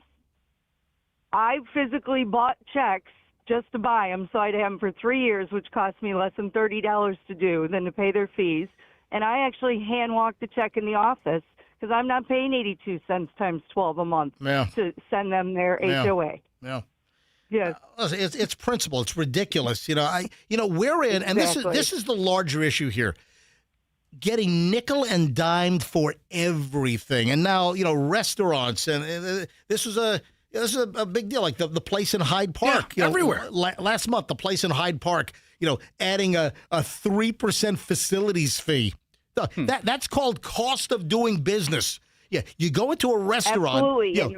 Yeah. We're going to charge you 3% to sit in our building. No, build the freaking thing into the menu item, for crying out loud. And why are places trying to just ostentatiously and deliberately trying to piss you off by adding up all these additional charges? What is it? I don't get it. Hey, Jory, thanks for the call. I appreciate it. All right, moving on. Thank you, Jory. Hey, now we got to worry about jalapenos? So now there's like a big salmonella outbreak for jalapenos? You will regret eating jalapenos twice, if you know what I mean. So we had the massive issue with the lettuce, which they narrowed down to like what, shredded iceberg or whatever. That's kind of calmed down, right? Seems like it. Yeah. Now it's jalapenos, the new diarrhea hotness. Oh, oof.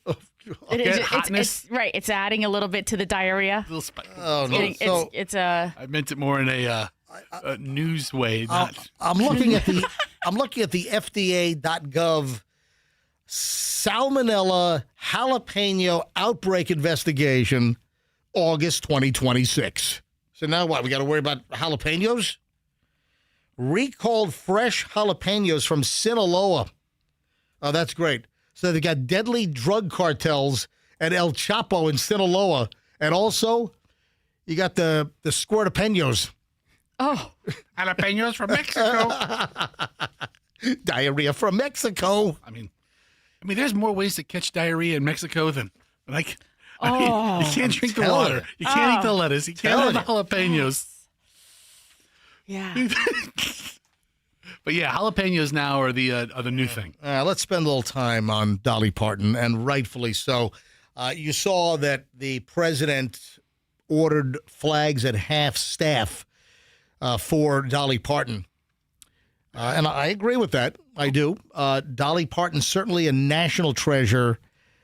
So for 1 week, from yesterday until next Tuesday, if you have a flag, please note that flag should now be at half staff, mourning the death of Dolly Parton. So it's going to be yesterday, Tuesday, August 25th, through Tuesday next week, September 1st, to honor the life of Dolly Parton. Flags at half staff. So we've learned a couple of things here. What did we learn? We've learned that, listen, we knew that her health was in bad shape. What has been confirmed is that Dolly Parton was battling cancer. Now, I haven't seen what type of cancer she was battling. Did anything, Michelle, can you see if anything came out? I didn't see anything. Yeah, I just saw the family confirmed that she was battling cancer. And the announcement was made by Dolly's nephew. Yeah, apparently he's the head of security. I learned from that little online video that he made that his family, his father was head of security. Dolly's brother was head of security before that. Oh, wow. He inherited the job from his father, and he's been doing it since the 80s. Wow. And Dolly confided in him as to what the plans are going to be and what and what she wants to see happen.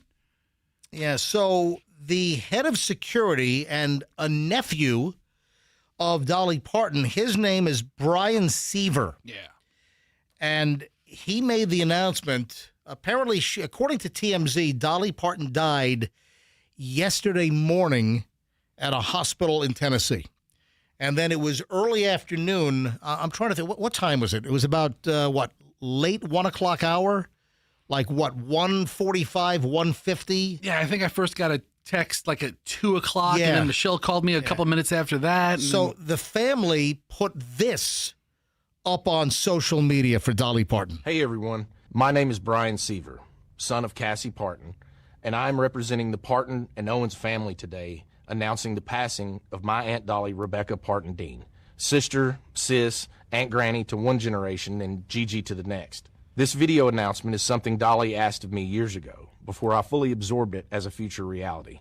As her head of security for more than 2 decades, a role my father Larry held before me, I have imagined the heaviness of this moment, but haven't truly felt it until now.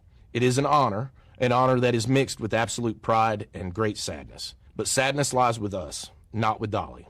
Dolly has lived in the light and is in the arms of Jesus, surely met by Carl, her parents, and countless others who have watched her and longed for her to meet them in the heavens.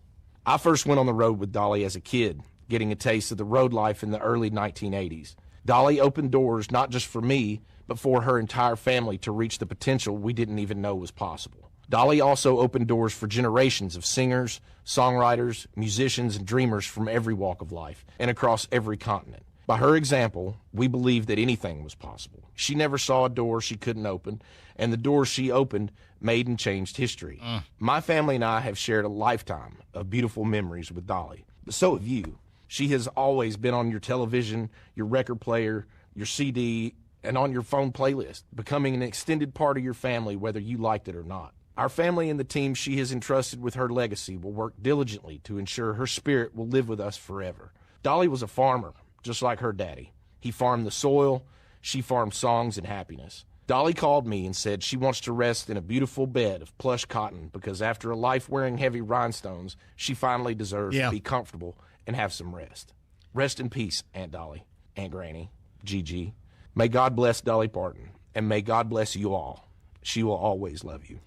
I can't imagine that there is one person in this country that doesn't like Dolly Parton. Yeah. Who? And seriously. I'm serious. We're all being serious. Who does not like Dolly Parton? If you have any thoughts, folks, if you want to say anything regarding Dolly Parton's death, if maybe you had an encounter. I met Dolly Parton back in the late 80s. It was at a radio and record type event.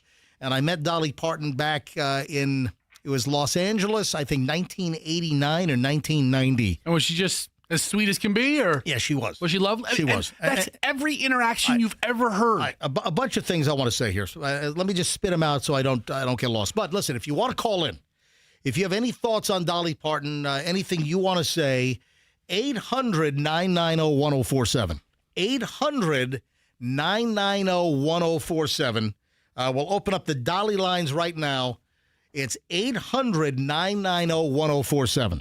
If you have anything that you want to recount, if you ever met Dolly Parton, anybody listening with a Dolly Parton encounter, I'm about to tell you mine here in a second. Anybody. And I just can't believe there's anyone in this country that had it in for Dolly Parton. Oh, I hate Dolly Parton. Seriously, I can't imagine anybody. Anybody. All right. folks, we'll open the lines up here. We'll grab a couple of calls on any thoughts, memories of Dolly Parton. If you've ever met her, 800-990-1047. 800-990-1047 gets you in to the MJ Morning Show. All right. So I'm going to tell you what I'm not going to do. What? And this just started popping up yesterday. The algorithm, my Instagram, suddenly, like, all of these, like, radio personalities posting pictures of them and Dolly. That's just too easy. I'm sorry. Do you have a picture of you and Dolly? I do. I have a picture of Dolly and me, again, at this event. And I'm... Why wouldn't you post it? Because I'm not going to post the picture. Because you know what? I saw like 30 radio people around the country popping up in my feed, and Facebook and Instagram, right, posting a picture with Dolly. It's easy. It's too easy. All right, that's what I'm saying. Okay. So my encounter with Dolly Parton was, she was genuinely sweet. You know, I've met a ton of celebrities over the years. Michelle, I mean, we can't even keep track of the celebrities and major names that we've met over the years. Even before I knew Michelle, being in radio since, I was 16 years old, I met a ton of people. With Dolly, and again, listen, I met her once, but my encounter felt, honestly more genuine. Yeah. You just seem that some celebrities is going through the motions. Oh my God, take the picture. Let's get this ass clown out of here. I just remember, Dolly in the few minutes that I had with her, L.A. 89 or 90. It seemed like she was just genuinely interested. That she really, for the few minutes that I had in talking to her, that she kind of cared, that she was interested. And it just did not seem phony to me.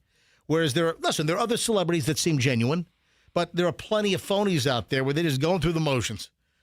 Geez. And like they're probably moaning and bitching and complaining about you once they're away from you with their publicist or they're in their limo, oh man, yeah, had to deal with these little radio dweebs, blah, blah, blah. But I didn't get that with Dolly. I thought that she was, in my quick encounter, 30, 8 years ago, whatever it was, I just thought it was very, very positive. All right, Andrew, telephones, I'll be right there. So we have a collection of audio bites. Just some interesting little blurbs of, things that Dolly has said and some interviews that she's done. And, for instance, this is a blurb where she was with Jimmy Fallon. And she was telling a story. Can I tell you a story? Something fun that happened about that? Because once when I took them up there, we were in the restaurant, and so we were having our meal, and this old man came over to our table. And he sat down, and he was just talking to us, and we were all laughing. We didn't know him. And we just, we were all just kind of, and then so he left, and we finished. So I went up to pay the bill, and the man said, well, your grandpa left his bill here, too. I said, my grandpa? So that old man had come over and kind of scammed us. And so I said, well, that was not my grandpa, but I paid it, of course. So when we left, I walked down the street, and he was standing there at the light. And, we walked to the corner. And so I went over to him. I said, hey, I would have been happy, to have paid your bill. I said, but then you tell him you're my grandpa. And he took his walking stick, and he started just beating me across the chest. I mean, just as hard as he could. Just wham, wham, wham, wham, wham. And it hurt. Oh, my gosh. I know. But really? But then what happened? What do you mean, what happened? These two big lumps came up, and they never did go down.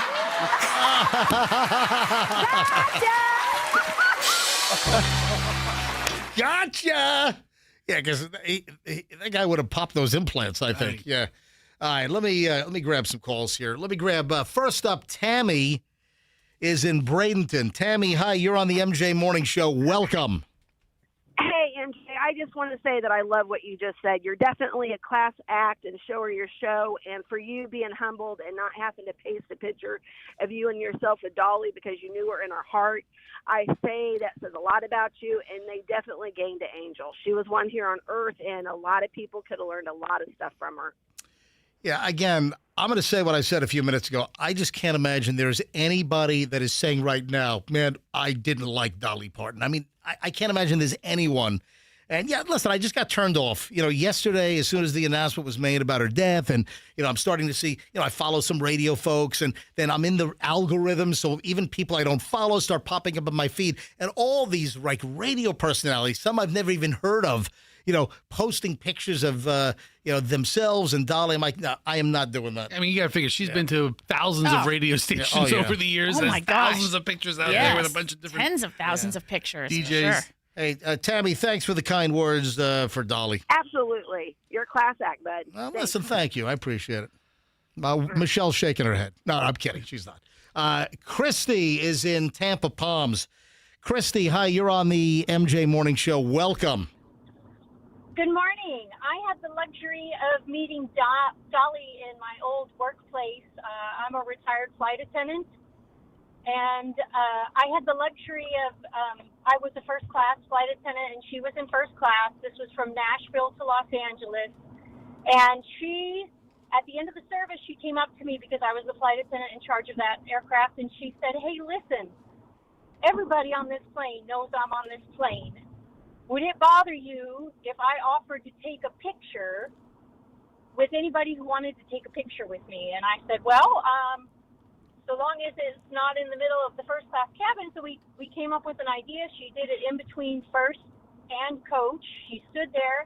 Literally the entire cabin did take pictures with her. Yeah. Everybody took. Who wouldn't want one? Right. See, this is why I'm taking calls. This is a priceless phone call. This is awesome. So, Christy, what airline did you work for back in the day? I worked for American Airlines. So Nashville to Los Angeles, and she took a picture with everybody. What was the aircraft? I'm just trying to gauge the size of the aircraft and how many people. What aircraft was it? Do you remember? Yeah, it was a Super 80. Oh, so it was MD-80. So, 170 people maybe on board this thing, and she took a picture with everybody? But it speaks to your point that everybody loved her. Yeah. There wasn't a single passenger on that plane that was like, I don't care. Dolly Parton. No, thanks. Every single person was like, she's going to take a picture? Absolutely. They just lined up, And you then know? every person has a story, Right. and every person will talk about it till the end Yeah. of times. And I'm sure a Yeah. lot of these stories came back yesterday as people are sharing the news. Christy, can I ask what year this was that Dolly took pictures with everybody on your American Airlines flight? This was probably, I want to say around 2010. Wow. And it gets better. At the end of the flight, I believe one of her nieces was a flight attendant, and I believe for American Airlines as well. I could be wrong, but I remember her saying to me, my niece is a flight attendant. I know y'all have to clean the plane. And the irony is we didn't on this particular leg. But she gets up. Once everybody's off, she waited till the end. She didn't get off with everybody. She waited till the end. She starts folding blankets and cleaning the aircraft. And I'm like, Dolly, we don't have to do that on this plane. And so then she waited for all of us to get our belongings together. And she said, listen, I know the paparazzi are going to be out there today. And I want you all around me in the photo because you're the stars of this show today, and I need you to be around me when they do. And she was not kidding. We literally got off, because this was 2010. This is before 2011. So anyway, there was paparazzi out the door taking snaps of her as soon as we came off the jet bridge. Well, hold on a minute. Do you mean 2000? Oh, did this happen in 2000 or 2010? Are you referencing before 9/11? Sorry, no, yeah, this must have been 2000. 2000. Yeah. 2000. It So, was when they could be Right at the beyond gate. when they could get through security and things got a little tighter after 9/11. Yeah, okay, I just wanted to set the timeline. Christy, what an amazing story on multiple fronts. Now, do you still have your Dolly Parton picture? You know, the irony is I felt so bad for her that I didn't even take a picture with her because I'm like, this poor woman. So I didn't take a picture, but I have the memory, and that's all I need. I Yeah. have the luxury of having conversation with her and just having that several moments with her. So, that's all I need. Wow, thank you. Listen, I asked for folks that had an encounter with Dolly Parton, and this is as good as it gets. Oh, that's great. Christy, thank you so much. How many years did you fly for American Airlines? I flew 22 years with them. Wow. Anyway, when did you retire? How long ago? It was in 2014. Gotcha. I then became an art teacher. Oh, that's lovely. Christy, thanks for sharing. That is a phenomenal story. Thank you very much. Folks, can you top that one? Or do you have a good Dolly Parton encounter? Or any thoughts on Dolly Parton? 800-990-1047. 800-990-1047. That's the number to get in. 800-990-1047. Paul is in Brandon. Paul, MJ Morning Show. Hi. Hey, MJ. I've been a long-time listener since the Power Pig. I never really had any encounters with her, but I always watched her on TV, on her music videos and everything, and I had a huge crush on her. I just thought she was the hottest chick in the world. Yeah, listen, I thought that her attitude and the way she carried herself was attractive. And, of course, I always found her to be an attractive woman. Thank you, Paul. Appreciate it. Let me grab Joe in Gibsonton. Joe, and we'll probably take some more later on. Oh, and I've got do you know about the Dolly Parton mural that was painted locally? No. There is a Dolly Parton mural in Tampa. Really? Where? Yeah. I'm going to tell you in a bit. The artist is going to join us in about 40 minutes. The mural artist that made this amazing mural with Dolly, and I think it's only recently completed, actually. Oh, wow. And a lot of people don't even know about this. Yeah, it's near downtown Tampa. I'll give the story later on. All right, Joe, I'm sorry. Joe in Gibsonton, you're on the MJ Morning Show. Hi. Hey, how are you? Going pretty well. Go ahead. Yes, my uncle in the late 90s bought a buggy to go behind his horse from Dolly Parton. And it is autographed by her, and it's numbered. That's great. Wow. So did your uncle live in Tennessee? No, he lives here in Gibsonton, too. Okay. So how did he end up with a Dolly Parton horse buggy? He had a bunch of horses, and he went up there and picked it up. He purchased it from her, and she delivered it to him when he went up there to pick it up. So he met Dolly when he picked up the buggy? Yes. Yes, sir. She didn't have her people, in air quotes, handle everything. She actually was there for the transaction to buy a horse buggy. Yes. Oh, that's she fantastic. used to sell them. Oh, she used to sell them? She sold them, yes. Yes, she sold a bunch of them. Wow. I think his was number 25 or something That's like that. crazy. Oh, wow. But they were all numbered and signed. Thanks, Joe. Appreciate it. That's another, just cool little stories that we're getting here. Thanks, Joe. Have a great day. I laughed at this. Andrew, did we figure out which award show was this where she rolled out this little rhyme? Have we see if we can find that? This was at some award show, and Dolly's on stage, and Dolly says this. I saw an ad the other day that said, "You too can look like Dolly Parton for only $500. Boy, I wish I'd have seen that ad before I dished out the millions it cost me to look like Dolly Parton. That's funny. And that's the thing. She was always kindly self-deprecating. Always. I mean, I didn't see the interview, but I read the transcript of the interview she did in the 70s with Barbara Walters. And Barbara Walters is pretty stiff. Yeah. And she's like, why do you choose to look like this? Why do you... Why do you choose to look like this? You don't have to have big blonde hair. You don't have to have skin-tight clothes. And she's like, I don't want to be like everybody else. Yeah. And then there's another quote that is attributed to her. It takes a lot of money to look this cheap. Well, oh my gosh. And she was always, she never took herself too seriously. She was never too good for anything. I think she joked or maybe was serious about having that as the epitaph on her tombstone was what you just said. Here's another like self-deprecating chunk again from some award show. My fashion motto for tonight was a dash of flash, a dash of trash, and spend the cash to make a splash. How's that sound to you? I saw the tombstone quote might have been like something like, "My back can finally rest," or "Finally my back doesn't ache," or something like that. Oh my gosh! Right. And it's everything was open game to make fun of. Yeah. Jolene, Jolene, Jolene, Jolene. I mean, these songs are just absolute that. And then Whitney Houston recorded that for the Bodyguard soundtrack.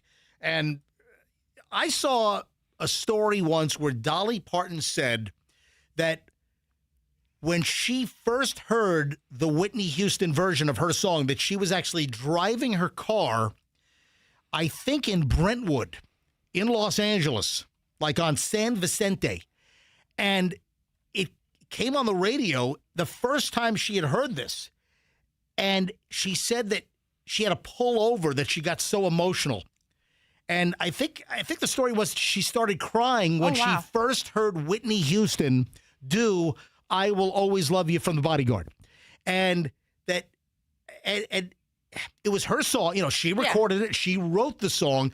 But she gave such accolades to Whitney Houston that I think her words were something to the effect that I had no idea that song could have been recorded so beautifully. Oh, wow. You know, insinuating that Whitney Houston just nailed it and was even better than anything that she had ever done when she had recorded the song. Yeah.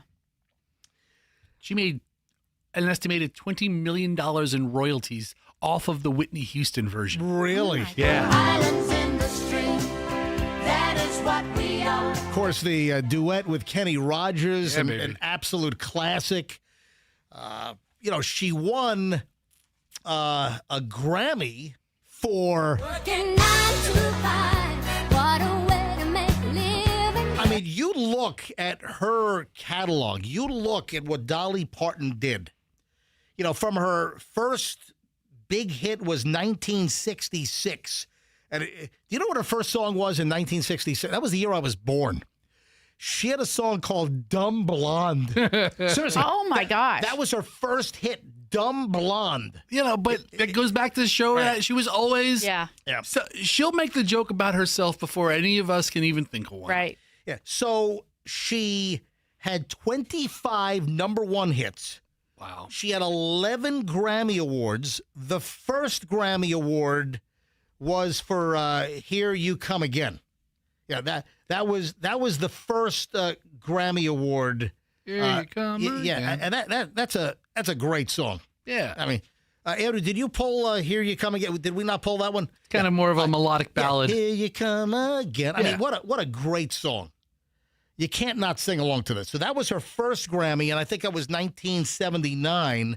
And then she earned a couple more Grammys for 9 to 5. Working 9 to 5. You know, and of course she had her acting career. She was phenomenal in 9 to 5. And then what was the other with Julia Roberts? Steel Magnolias. Right. Let's not forget Rhinestone Cowboy with Sylvester Stallone. Oh, yeah. Oh, well, all right, let me grab Tim in St. Pete, and then we'll move on. And then I've got the muralist. A lot of people don't know there's a big Dolly Parton mural that was just painted on the side of a building in Tampa. So we're going to talk to the guy. And the artist is very talented. I mean, it's a really, good rendition. One more call on this. Tim in St. Pete. Hi, Tim. You're on the MJ Morning Show. Hi. Hey, MJ. How you doing? Yeah, I worked with Dolly many years ago on the movie Best Little Whorehouse in Texas. I was one of the singer-dancers in the film with her. Wow. And she was just unbelievable on the set. She was just the kindest, loving person. The first day I met her, I was a little homesick, and it was around November, and I had the old when Walkman first came out. I was listening to some Christmas music. She came up to me, and she's like, "Tim, what are you listening to?" And I was kind of embarrassed. She took the headset and put it on her head, and I was listening to the Chipmunks Christmas song. And she started singing the song in the same key as the Chipmunks. That was a vibrato, and I was just like, oh my golly, I'm standing next to Dolly Parton singing a Chipmunk song, and she's in her negligee because we're about to shoot a scene in the chicken ranch, the house. Yep. And she was just unbelievable. It's just the sweetest thing in the world, and I just loved her. And people don't know this, when she first did 9 to 5, she showed up on the set. She didn't know how films worked at the time. She had the entire script memorized. Yeah, I had heard that. I had heard that she didn't just memorize her lines. She had memorized everybody else's lines in the 9 to 5 script. That's why Colin Higgins wanted to work with her again in Whorehouse, because he directed 9 to 5, and he says, I'll do Best Whorehouse in Texas with Dolly because he loved working with her so much. Listen, you're just solidifying and attesting to what I'd said earlier, that she was just nice, a good person, and genuine, and not like a music or film or TV industry phony baloney. Oh, no, she's probably the most real person I've ever met. She was just unbelievable. She was the sweetest thing. Everyone loved her on the set. I mean, she was a living angel. I mean, this woman is like an angel. She was just unbelievable. And people forget how talented she was. I mean, my golly, the songs she wrote and performed, and it's drop of a hat, and she had a lot of effect on my life. She was just so incredible woman. I loved her. So in the movie, I'm trying to think back. It's been many years since I've seen that movie, but they were like big dance routines with the girls and the guys. You remember, like, they were all the girls were dressed scantily, and the guys were. He was one of the dancers. Right. My question is, I was one of the dancers. Which one in the movie? Where were you? I was the guy. I did 3 singing solos. I was the guy on the bus who swung out on the front of the bus. I was in the locker room pushing the cart, and then I was the guy on top of the truck. And I'm wearing a green shirt. Okay. So I had a lot of little feature parts in it and stuff. Wow. And everything. But, Cool stuff. Yeah, it was a really fun movie to make. All the guys, I got it on my own in New York. All the guys in the movie were like Broadway dancers and all this kind of stuff. But she was just, and Dom DeLuise was hysterical in the film. But she was, off camera, he was funnier off camera than on camera. But she was just a wonderful person. I just can't speak highly enough about her. She's incredible. Awesome story. Thank you, Tim. See, this is the stuff you can't buy. This. You can't buy these personal interactions and stories that people are calling in with regarding Dolly Parton. Yeah, and so many people met her over the years. She was always out, always touring, always promoting something. Wow. I mean, and then quickly to wrap this up, her charitable donations, her foundations, also, she sold 100 million records. Yeah. The estimate is she sold 100 million records. But then you look at what she gave back from all the money that she made. And for instance, she set up the Imagination Library. Yeah. So she had the Imagination Library. Do you know that she sent books to some 300 million kids around the world? That's amazing. Over the years, some 300 million books. And do you know why she set up the Imagination Library? Because her father was illiterate. Yeah. I think her father and mother, both Ma and Pa, could not read or write. Yeah. And that was like a tribute to her parents. She grew up dirt poor on a farm in Tennessee. Yeah. Yeah. Dirt poor upbringing. She started singing, I think, at church when she was like 12 or 13 years old. And then, actually, I think she was younger singing at church, and then I think she ended up... she wrote her first song at age 6. Right. So and she performed it on TV at age 10. Yeah, That's incredible. And then she hit the Grand Ole Opry at the age of 13. Her first recording at 11, became a professional songwriter at 16. Do you know, and we know all about Hurricane Helene. Hurricane Helene hit the Tampa Bay area, that was the flooding event. That was the storm surge and the flooding event. Right. We had Helene, like September 26th, 27th of 2004. After it got done with us, it then rolled up into, Appalachia, and Tennessee was hit. And there was extensive flooding because of heavy, heavy rain in Tennessee. And Dolly Parton, after we had Helene here in the Tampa Bay area and it went to Tennessee, and there was all kinds of damage up there, Dolly Parton gave $1,000 a month to families who lost their homes. Yeah. I remember reading that when that was, going on. So, And then she also gave $1,000 a month to families that also lost homes. There was like a big wildfire incident in 2016, and then she gave all kinds of money, like $1,000 a month, to people that had severe home damage after Helene. So at least 2 instances with natural disasters, she was forking out $1,000 here, $1,000 for months to people. Well, when COVID came around, Vanderbilt University was on the forefront of researching and developing the Moderna vaccine. Right. And she gave $1 million to Vanderbilt. Yeah. But that's what started and was the initial cash injection that gave them the capital to start the research. Right. So, you think about all the things. She has an amusement park. I know. Which I have to say, it's been on my list to go to for like the last 10 years, and I've never been to Dollywood. You're not going to believe this. What is in my hand? I'm going to hold this up to MJTV. It looks like a list. Read the headline on the list I'm holding up to MJTV right now. What does it say? 2016. No, 2026. Oh, so 2020. I'm counting my glasses. Oh, okay. All right. So I'm holding a piece of paper that says 2026 tropical cyclone names. We had Arthur. We had Bertha. Cristobal. Do you know what the next named storm is going to be? No. Yes. Is this? This is unbelievable. The next named tropical cyclone storm is Dolly. The next storm, Dolly, Dolly. Are you kidding me? The next named storm up, once there's a new named storm, is going to be Dolly. Tropical, and it could soon form. Yeah, I'm looking at the Weather Channel. Atlantic hurricane season is waking up. Tropical storm Dolly could soon form. There's a system that has like a 70% chance of development off of the Cape Verde. So, did you see that there is an online push to make September 25th Dolly Parton Day? No way. 9/25. Oh, really? Are you serious? Did you really? I saw it like 9/25 or 9/25. Make that Dolly Parton Day. I saw it on like Instagram meme level of public doing this. Like, hey, let's make 9/25 Dolly Parton Day. 9/25. We should. Absolutely. I'd vote for that. So Fester and I have this thing, right? We have this thing, Todd.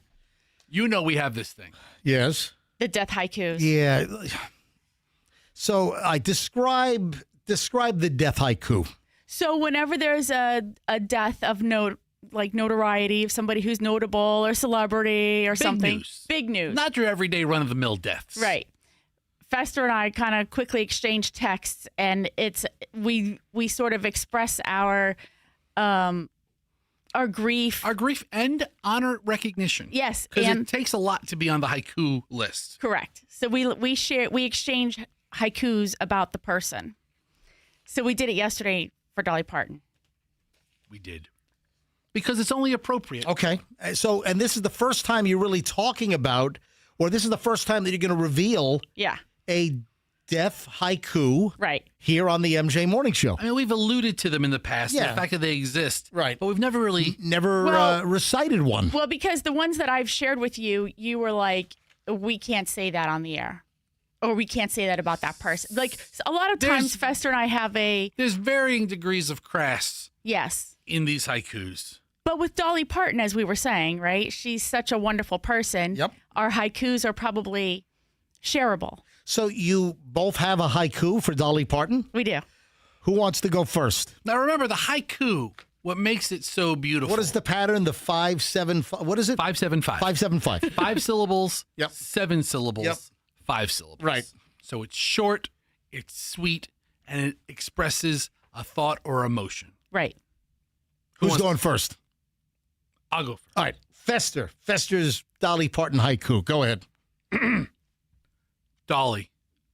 Legend gone. Funeral on Monday. Sometime from 9 to 5. Wow. See? Wow. It's so perfect, right? It honors her. Wow. Acknowledging the passing. And the time of the funeral. I don't know if it's on Monday or not. It might be on Tuesday or Wednesday. I just had to. But they're all put a day in there. They all would work. Right. But rest in peace, Dolly. Yeah. All right, Michelle. Best, are you tearing up? I was a fake tear. Okay. I don't cry for anything. All right. Michelle, your turn. Go ahead. Our queen of country, rhinestones, and philanthropy. Also, big boobies. Yes! That's right. I think Dolly would have loved both of them. Right? She was such, she knew herself. Did you know that there was a movement and it started yesterday, but I think I will participate in it tonight in honor of Dolly Parton? What? To make cornbread tonight. Seriously? At home tonight? From scratch or a mix? Whatevs. What's the mix you like? The Fleischmann's? Is it Fleischmann's? Yeah. Home style, something cornbread in the red box? By the way, listen. But she might have No, cornbread. she has some. Oh, she has her own corn. Yeah. Oh, that's right. She has her own food line. She has her own food line in the freezer section of the bakery. You know, I haven't had Dolly's cornbread, though. Even if it's not Dolly's cornbread, tonight, in honor of Dolly, right? Make yourself a pan of cornbread, serve it on the side. And you know what? What? Watch Best Little Whorehouse in Texas with the kids. That's right. Hudson will love it. Or It'll change his life. 9 to 5. Watch 9 to 5. Well, yes, but watch 9 to 5. 9 to 5 is, I think, her best movie. Oh, so good. With Lily Tomlin and Jane Fonda and Dabney Coleman, and then the retractable restraint suit that Dabney Coleman was in. The rat poison, so good. Oh. Rest in peace, Dolly Parton. Yeah. In about, I guess, 20 minutes or so, we're gonna talk to the mural guy. So let me squeeze a couple of things in. I didn't expect to spend that much time on Dolly, but it just the time flew. Listen, it flew by, and you know what? I mean, totally worthy. I'm glad we did. Yeah. Hey, are you aware of this crazy Walmart story where a guy finds $30 on the ground and it's turned into an international incident? Yeah. What do you know about this story? Somebody dropped $30 in a Walmart, right? And I guess they had surveillance and saw somebody walk by and pick it up, and he made no attempt to return it or to look to around, turn it in, find out who. Hey, is this yours? Yeah. And now the guy's blacklisted, or there's a wanted poster for this guy. I mean, they found him. All right, so let me give you the details. Police up in Georgia looking for a Walmart shopper because he picked up $30 from the floor and didn't turn it in. This is hey, you lived here as a little kid. I know, I saw that. This is in Albany, Georgia, and of course, Michelle being a Marine brat. How many years did you live in Albany, Georgia? 3. 3 years in Albany, Georgia. The Albany, Georgia Police Department in southern Georgia posted the guy's picture after another shopper claimed they dropped the $30 and reported the incident to police.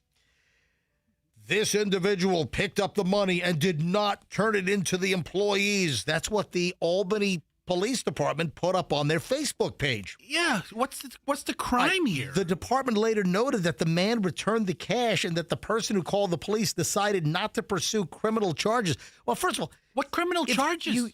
You drop the money and somebody picks it up. Now, granted, the right thing might be to, hey, I found this, somebody, dropped it, and maybe someone's going to come looking for it. Listen, that would have been the right thing to do, but it's not a crime to pick up the money and pie. It's not like he pickpocketed somebody. It's not like he ripped somebody's cash out of their hand and ran. Dude, this falls under the FKLW law. Finders keepers, losers, That's weepers. It, finders keepers, losers, weepers. Yeah. Losers, weepers. You lost it. But this guy has no obligation to do this. And for the Albany Police Department to put this guy on blast? It's just weird. And then this then picked up all kinds of steam on social media. I feel for the guy. And, people were mocking the police department. No kidding. For making a big deal out of $30 that someone dropped. I would sue the Albany Police Department for putting out this information. There's not a lot going on there in Albany, Georgia. So this is like a big deal, buddy. Including crime, because this isn't one. He didn't steal it. He didn't hold a pistol up. He didn't have an awl pressed against their ribs. From the Albany, Georgia Police Department Facebook page, they wrote, Imagine finding $30 and thinking it's your lucky day, only need to go home and load up Facebook to find your photo on the police department's page asking for assistance identifying you. That was a comment that somebody left on the Albany, Georgia Police Department's Facebook These are page. some dumb, backward-ass cops. Listen, I support law enforcement. Yeah, great. We love cops. But this is dumb. Well, they did find him. Yeah, so they found the guy. He came forward. Yeah. He's like, hey, I found it. Why are you guys making such a federal case out of this? And apparently the person who lost the money does not want to press charges. There's no charges to Yeah, press. well, what's the crime? I don't know. That's what I read. What is the freaking crime here? You find $30 on the right thing to do would have been to go to the customer service counter and say, hey, I found $30. I mean, you really need the $30 that badly. But if nobody is around, then how do you know, like who you're going to ask? The next person, they could be somebody who goes, yeah, that's mine. I just was down that aisle. Let me tell you who I don't trust with cash just giving it to. Who don't you trust with cash just giving it to them? Oh, somebody at the customer service desk at Walmart? Walmart employees. I mean, listen. That speaks for a lot of places. If I find a wallet, right? I've found a couple of wallets. Yeah. I've never turned it in, as opposed to try to reach the person myself. Absolutely. We've done this a couple times. My wife was at a concert a couple months ago, and there was a credit card in front of her. Wow. Somebody's credit card just fell out. Yeah. She picked the credit card up, and she's like, do I turn this into another stranger? And she took time. She found the guy on Facebook. I fill up the car, then I go to Best Buy, get a 96-inch screen. After we did that, she found a guy on Facebook, and she washing machine. Sent him a direct message. We got a purple washing machine. Yeah, purple. But we sent him a direct message. He's like, hey, that's my card. Thank you for finding it. Yeah. Cut it up. Yeah. Because I've already said it was stolen and I'm getting a new one. Mm-hmm. But we took the time. I found a cell phone at the Rays game. And then, I spent like a week trying to figure out the guy's passcode. And then I figured it out. And I was able to. No way. All right, speaking of Walmart, a woman said that Walmart detained her over a piece of steak that she'd already paid for, and then the surveillance footage showed that, yep, she paid for the steak. So what happened? Listen to this. A shopper was absolutely outraged, detained by Walmart over a steak. To compensate this woman for the embarrassment, they gave her $1,000 gift card. Oh, wow. Is that enough, or could a lawyer have squeezed more out of the Walmart folks? How long was she detained? Yeah, how brief was the incident? All right, here's the deal. The woman shared her story up on social media, and she said that she was literally appalled after being detained at Walmart over a piece of steak she insisted that she already paid for. It was supposed to be a regular day for the woman who finished buying a few groceries, including the meat, headed for checkout. When she got to the self-checkout counter, she began scanning items. A woman suddenly approached her. She proceeded to accuse the woman, the Walmart shopper, of not scanning her meat. Then the woman claimed that she had proof to say, no, I scanned my meat. She proved that the person making the stink at the checkout was wrong. The woman began, I guess, counting every single item in the grocery bag, apologized. Anyway, she proceeded to leave when multiple employees So it was another shopper that originally said, hey, you didn't scan the meat. And that alerted the Walmart employees. They then block the door as she's getting ready to leave. So they're blocking the door and ask for her receipt. She's rummaging through her bags. Obviously they're looking for the steak here. So the employees block her. They're also talking on the walkie-talkies. She explains, no, I already paid for the meat. It escalated when the employee demanded proof of payment and argued that the receipt she had already shown was sufficient. Moments later, she was asked to step inside the detainment room. Yeah, screw you, Walmart. Yeah, she was asked to step inside the detainment room at Walmart. No, you call the cops. But she didn't go since she believed that she hadn't done anything wrong. She didn't. When there was resistance, another employee threatened to call the sheriff's office. Call them. Exactly. When the police arrived in less than 5 minutes, they asked her to step into a room for a conversation since they didn't want to embarrass her. She replied saying, "Y'all are causing a big embarrassment over somebody who's innocent." Despite a reservation, she complied with the police request since she didn't want to get arrested. After the officers and she were inside, the cops began going through all the things that she bought at Walmart, according to the receipt, and began scanning them. When they finally got to the stake, they learned that it was indeed paid for, as she previously said. The officers also went through the surveillance footage to understand what led to this.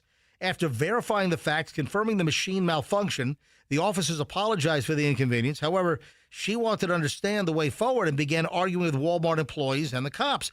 It was at that moment the store manager walked in to mediate the situation and told her that the best they could do was give her a $1,000 gift card. She took it.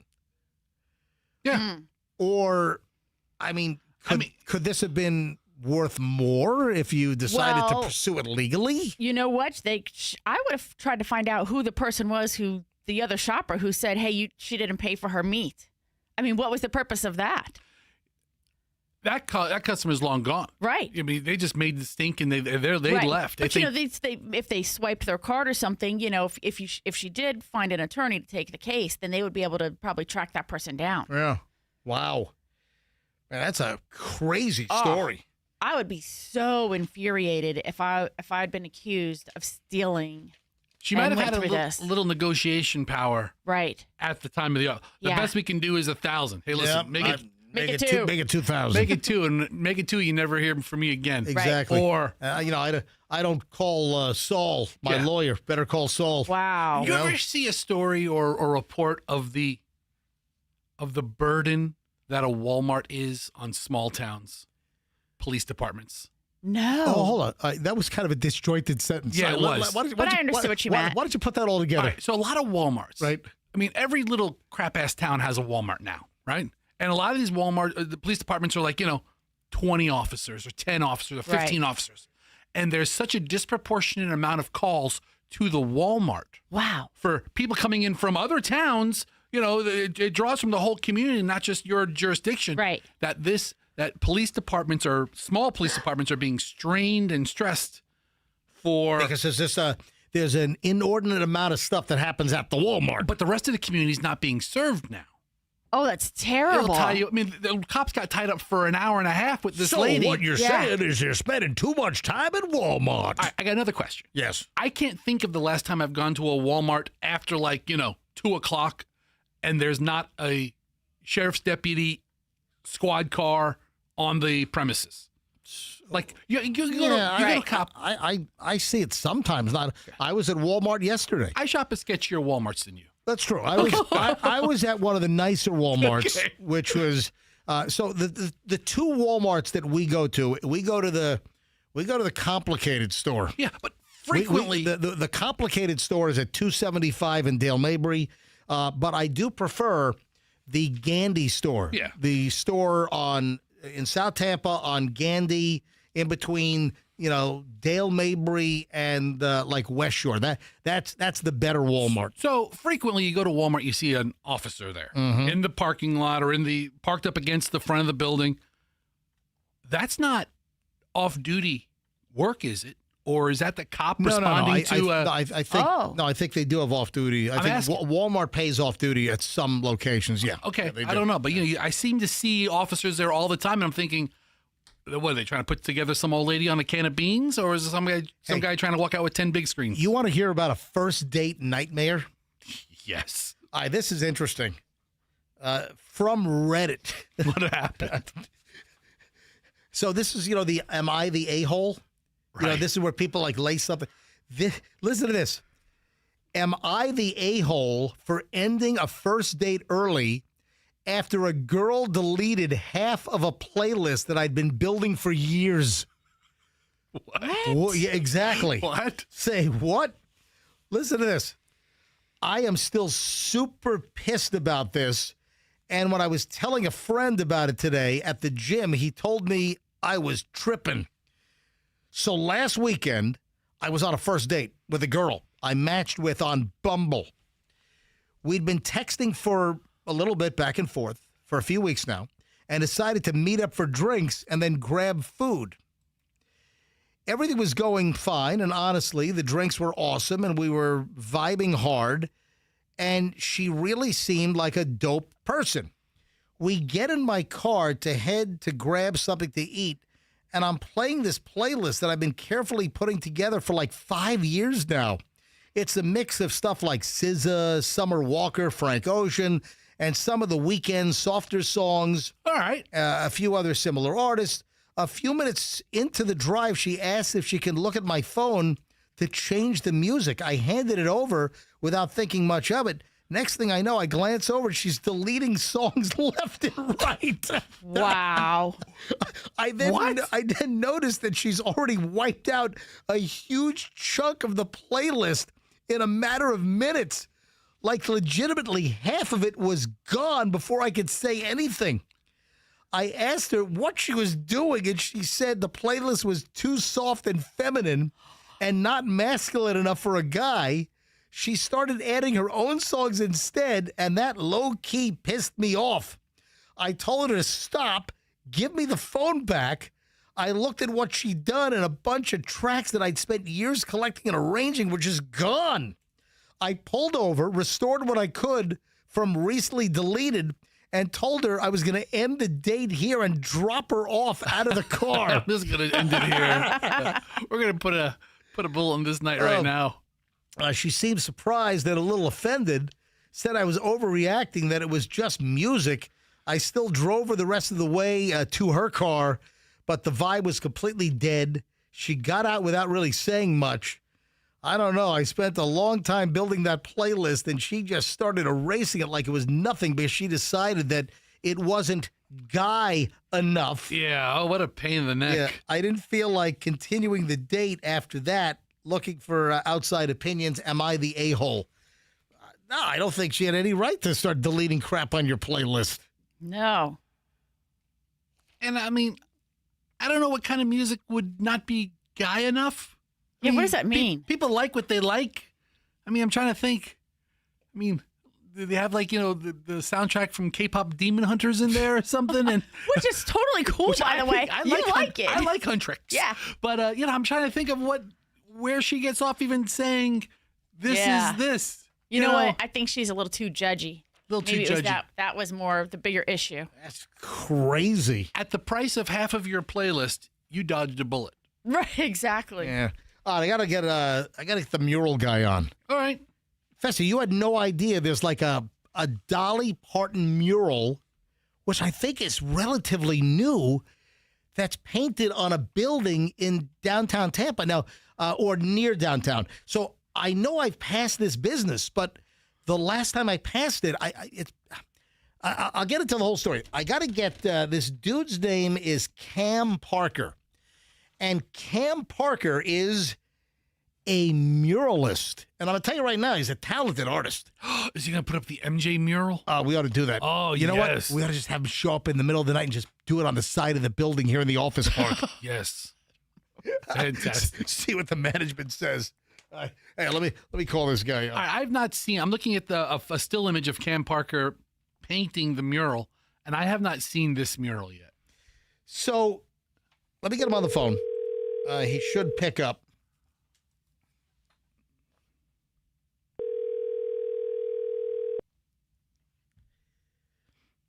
Yeah, come on, Cam. Come on, Cam, pick up. Put down the spray paint. Hey, might be spray painting right now. Yeah, might be. Make sure I call the right number. I think so. Yeah, I set him up for 8:40. So what does it say? It says Dolly's. Your call has been forwarded to voicemail. Oh, well. The person you're trying to reach is not available. At the tone. Well, that's quite obvious. Well, maybe we're not going to speak to muralist Cam Parker. All right. So where is the mural? So the mural is on North Franklin and East 7th Avenue. So it's the building that has Robertson's Billiard Supplies. Haven't you? I've passed this. Yeah. It's Robertson's Billiard Supplies, and it appears to be their building. So I don't know if they I don't know if they commissioned this or, I went back to like Google Street View, and it looks like there's an old mural that was there. So I think he painted over an existing mural to paint a recent Dolly Parton mural. And now, this muralist is getting all kinds of attention because Dolly died yesterday. Okay. Wow. And it's a beautiful mural. It's what it says, Dolly's out of this world? Let me pull it back up. Oh, this dude is very enthusiastic about Dolly Parton. Let me give him a second ringy dingy He's a here. big fan. Yeah. I mean, I imagine it's been a long, tough night for him being such a big fan. All right, here we go. Hey, Cam. Hi. Sorry I missed you. Hey, Cam, no problem. Listen, that's why I always call back twice. Folks, Okay, good. this is Cam Parker, muralist. Cam, you're suddenly like a big local star because now, when did you paint this Dolly Parton mural? How old is it now? It's probably now. I finished it like 2 to 2.5 weeks ago, and I started the actual process of painting it 2 weeks prior to that. It took about 8 days in total, but there was a week where I had to stop because of the rain.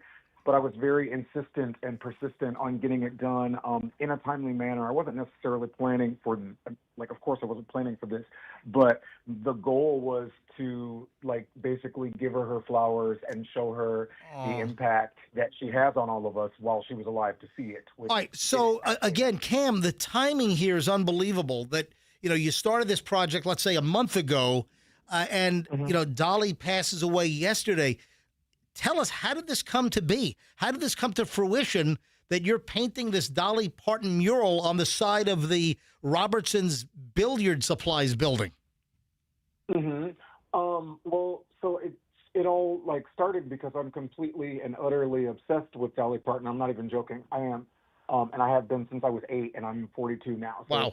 I'm deeply invested.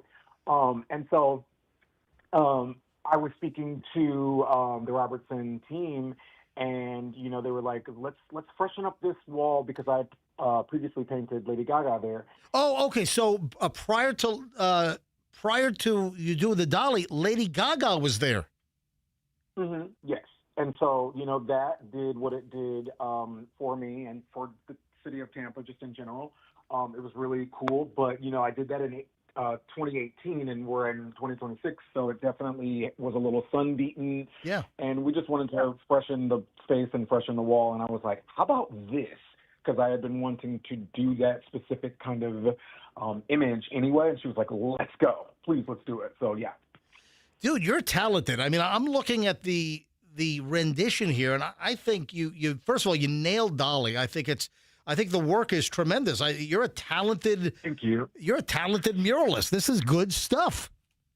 I truly appreciate that. I feel very humbled by anybody who expresses that kind of sentiment. When I was painting live, it was really awesome being in that moment painting her. Because no matter the age or the race or what kind of person was passing by, oh my God, I love this. We love Dolly. Dogs would stop with their owners and kids, and I even let some little kids help me paint. You know what I mean? So it was just a really cool thing to be a part of, So Cam, what is your background? Are you a Tampa local? I mean, what's your history? I'm from Illinois originally, and I lived in Nashville for a little bit. I was doing retail management, and then I was like, I gotta go. I need to do this art thing full time. So I've been a full time artist for about 16 years now, and I've been in Tampa for also going on 17-ish years. Oh, wow. So I'm reborn Floridian. Yeah. Wow. All right, so you're available. So companies can hire you. They can commission you to do a mural, correct? Absolutely, 100%. I'm Painkiller Cam is your daddy on Instagram, and Cam's Daddy on Facebook, and painkillercam.com. I can be reached in a bunch of ways. So what other local murals, or are there any other murals that you've done locally that you can tell us about? I did. I did this same kind of thing for Beyonce when she came for her Renaissance tour. I was like, I don't want an autograph from Beyonce, or I don't want anything from her. I want to give her something, and that's where this kind of work starts in my mind is like, I want to give them something back for inspiring me and giving me good music and good movies and all that, you know? And so I did the Beyonce mural, and she sent her team out on the day of her concert to photograph it, put it on her website, which I thought was like out of this world crazy, because I was like, she needs to be getting ready for her night, and she's got her team over here talking to me at the wall.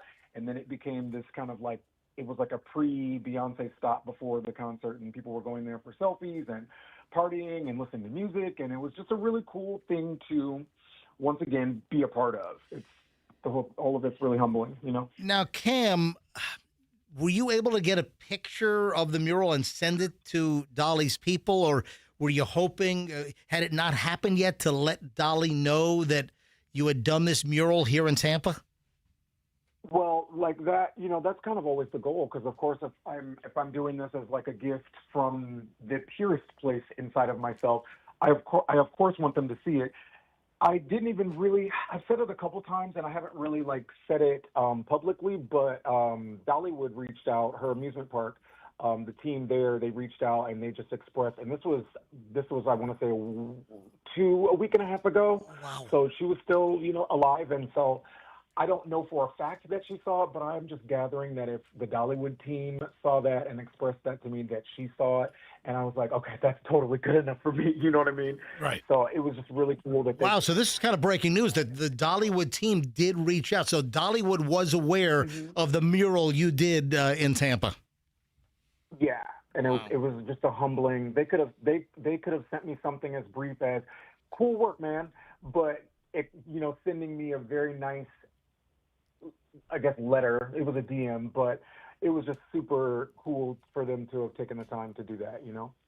That's absolutely awesome. Listen, Cam, it's great to have you on. If you were to, before we let you roll, if you were to take, 30 seconds, a minute, tell us your thoughts about Dolly and her life, her career. You said you've been obsessed with her since you were a young kid. Dolly Parton, Cam, go. Dolly Parton, I want everybody to get obsessed, as obsessed with Dolly as I am and have always been. It goes beyond like the looks and the funness and the sassiness. Her charitable spirit and giving back, and most of all, the thing that resonates with me about Dolly the most is like living authentically, and being so genuine and living in one's truth, and also leading with love. You know what I mean? You can do you, and if it doesn't matter if somebody doesn't understand it or if they don't get it. You don't have to be best friends or BFFs. That's okay if you don't understand what I'm doing, but I'm going to keep doing it, and I want you to have a good day. That kind of a vibe. That's what Dolly means to me, you know? Awesome. Folks, if you want to see the mural, it is at North Franklin and East 7th. So what's the actual address? 1721 Franklin Street, and it's right outside of Robertson Billiards. So it's really North Franklin and East 7th Avenue. Again, right outside the front door of Robertson's Billiard Supplies. I don't know if you saw it. People are already leaving flowers leaned up against your mural. I have not seen that, and I was wondering if that was going to happen. And I think that is like so cool, like just literally. Yep. Cam, listen, thanks for coming on. I really appreciate it. You're a talented artist. And what is your, if any business is interested in having you do a mural, what is the website? You can reach me at painkillercam.com or painkillercamart@gmail.com on Facebook, Instagram. If you just type in painkiller, it'll populate. Gotcha. All right, so Painkiller Cam, that's painkillercam.com is the website, correct? Mm-hmm. Yeah, right. And then painkillercamart@gmail. Yes. All right, good work, man. Thank you. I appreciate that so much. Have a great day. Bye-bye. Wow. Yeah, cool guy.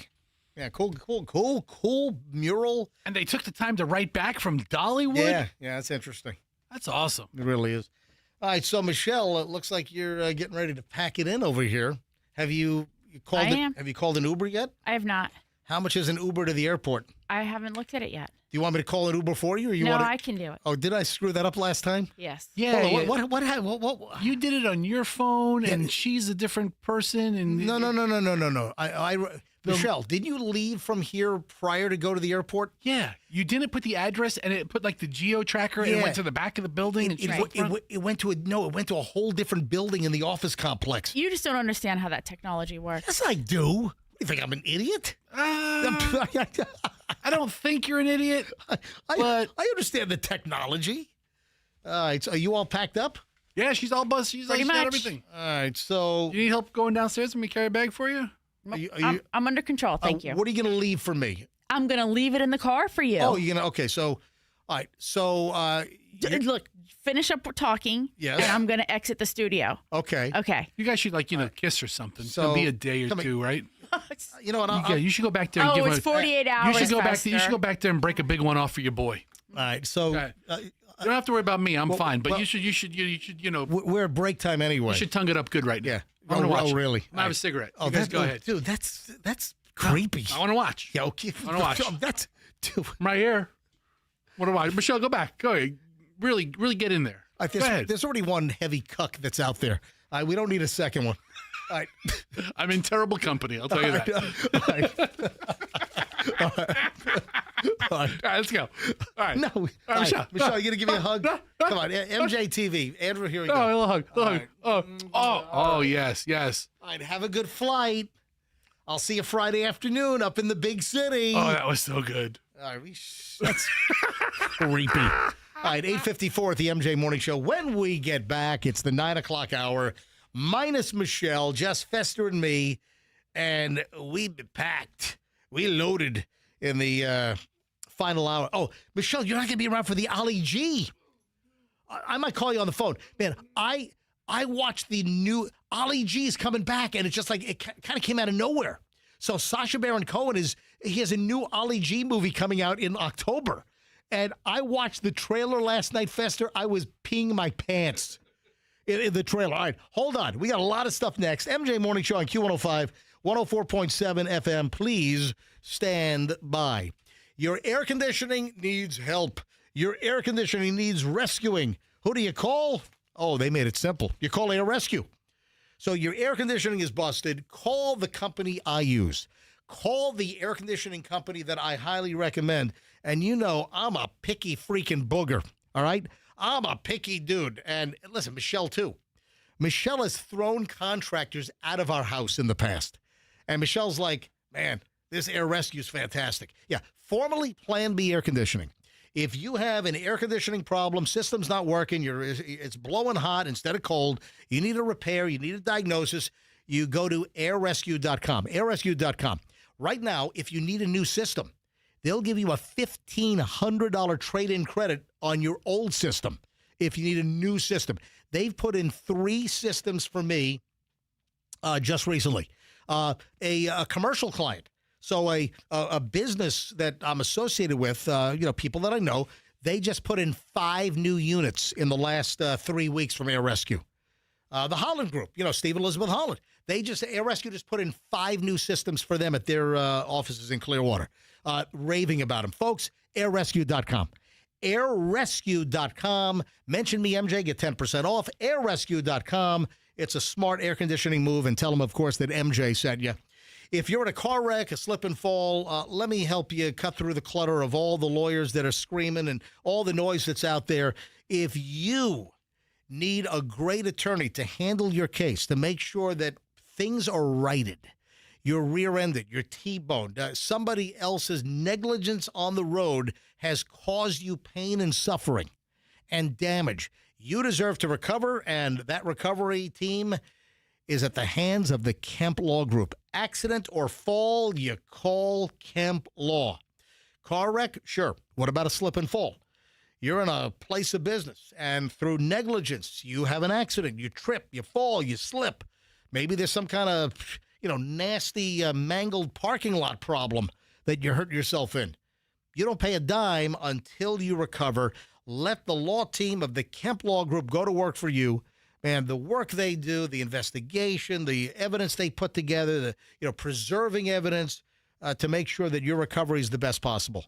Accident or fall, you call Kemp Law, kemplaw.com. Tell them MJ sent you. All right, back in minutes. Let's grab traffic. Here's Schreiner, MJ Morning Show, Q105, 104.7 FM. In Hillsborough, we have an accident on the Selman Expressway eastbound.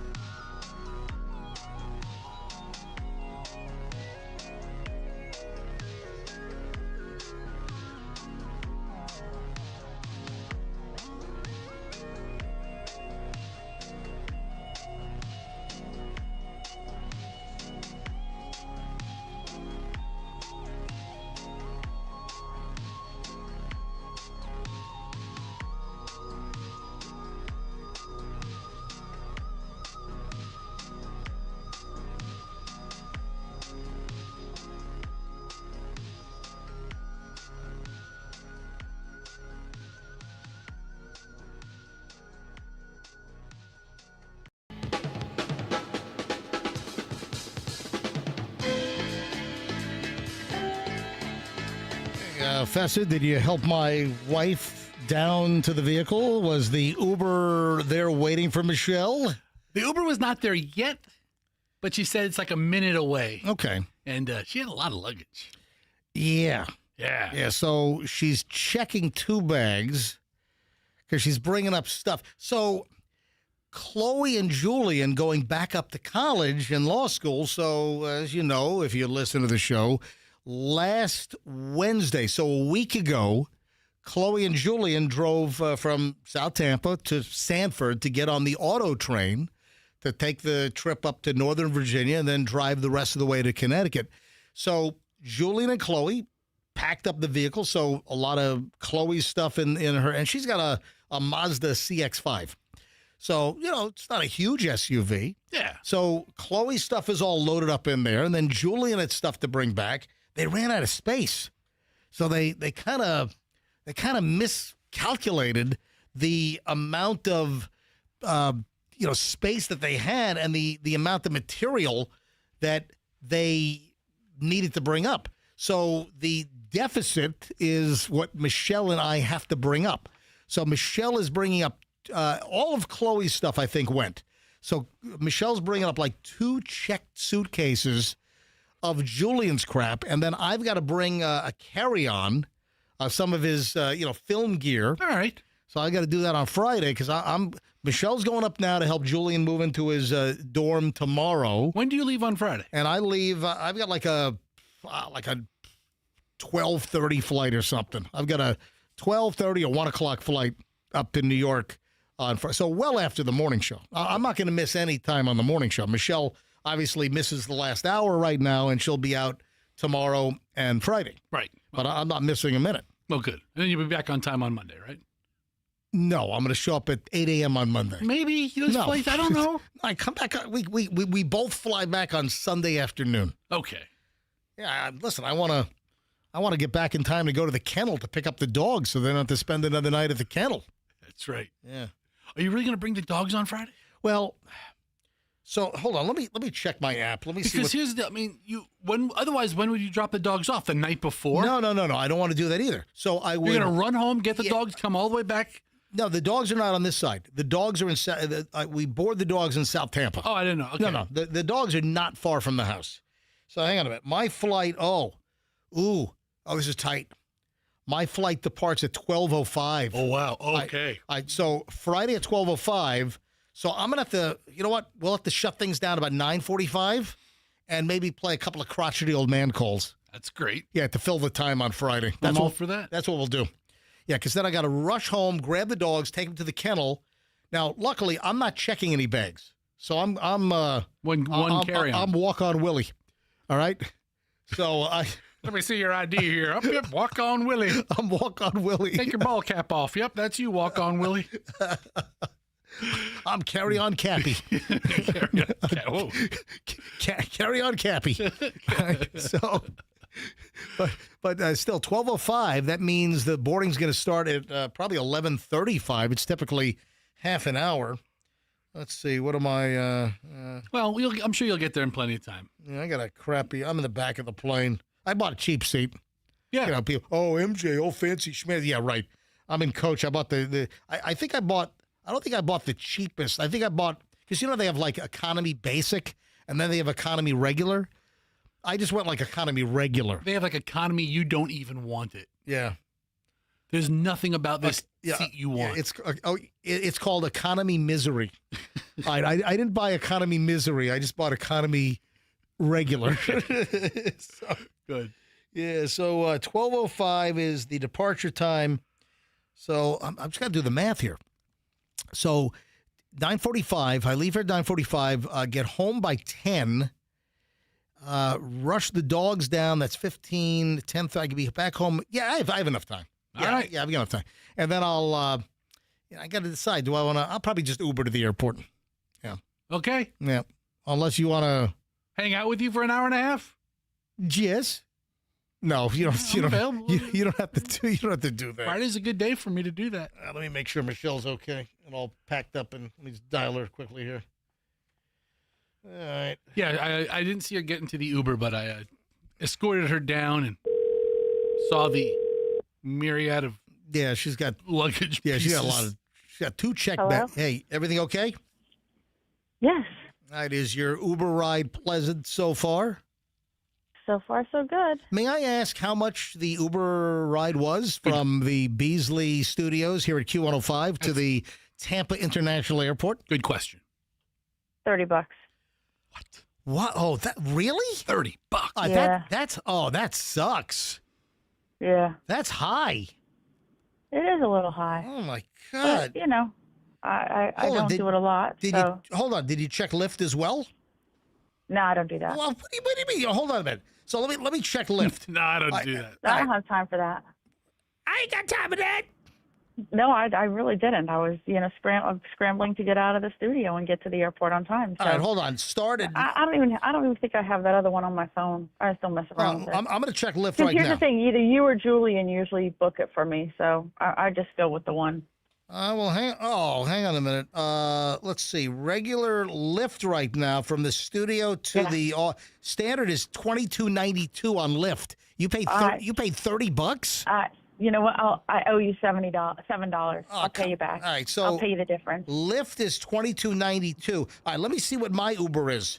Let me see what my Uber is from the studio to Tampa International Airport. All right, TPA. So studio to TPA, main terminal baggage check-in. All right, right now, Uber, what airline are you on, Michelle? Delta. Yeah, it doesn't matter really, but let me choose Delta here. Oh my God! Oh no, it's $30. Oh, Comfort Uber is $37.98. Uber X is $29.95. That seems high. So right off the bat, Lyft is $7 cheaper than going with Uber. Okay. Oh, we could have done wait and save. If you would have waited 3 days, it would have been $17.12. Oh, that's a deal. Yeah, No, that I'm would have kidding. really helped. I'm kidding. All right, where are you? Right? Are you on the bridge right now? Dude, you can see where I am, and you know you tracked me. So Hold on a minute. I want. All right, fine. You want me to open up the Life 360 and see where you are? you know you do it all the time. Hey, Fester, I got to figure out what. I'm I got to figure moved out. out of the driveway, and you're already watching me. That's ridiculous. Oh, I see. Yeah, you're just getting on the Howard Franklin right now. Oh, guess what? What? I see that gold car that we saw the other day. Yeah, what is it? There's a freaky That crazy gold car is going across the bridge right now. Yeah, what? There's a freaky. The Tesla? Is that what it is? The one that has is it a test?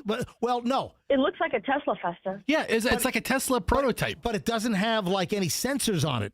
It's a crazy gold car that we saw. So you're watching it again. Mm-hmm. Yeah. So is that a Tesla prototype? I've seen it driving on the interstate a couple of times. Right. It's got these big gold wheels on it as well. Yeah. All right. So is there like just one of these going around town, or are there multiples driving around? I'm looking around, and here's one that's in Boston that looks very similar to it. Yeah. All right. Here it is. It's the new. A gold-wrapped engineering prototype of Tesla has been spotted in multiple cities in the country, and Michelle and I saw it. We saw it late last week, coming back from the studio, and then I guess Michelle's in the Uber on the Howard Franklin right now, and there's the gold prototype Tesla on the bridge right now, going northbound on 275. Yep. Wow. All right, Michelle. So I don't know what I'm gonna do without you. Oh, I know what I can do. I can go try to binge watch Police Lady. No. I can go try to pick up a hooker at a local trailer park. Okay. Good luck with that. Well, no, the reason why I'm bringing it up because, stay on the phone with us. I mean, why not? You got another, 12 minutes to the airport. No, so I have an update on the reason why I bring that up. No, I'm not going to be trying to pick up a hooker at a local trailer park. But obviously, I'm talking about the owner of the 49ers. And the update here. I got somebody on the bridge right now sending me a picture.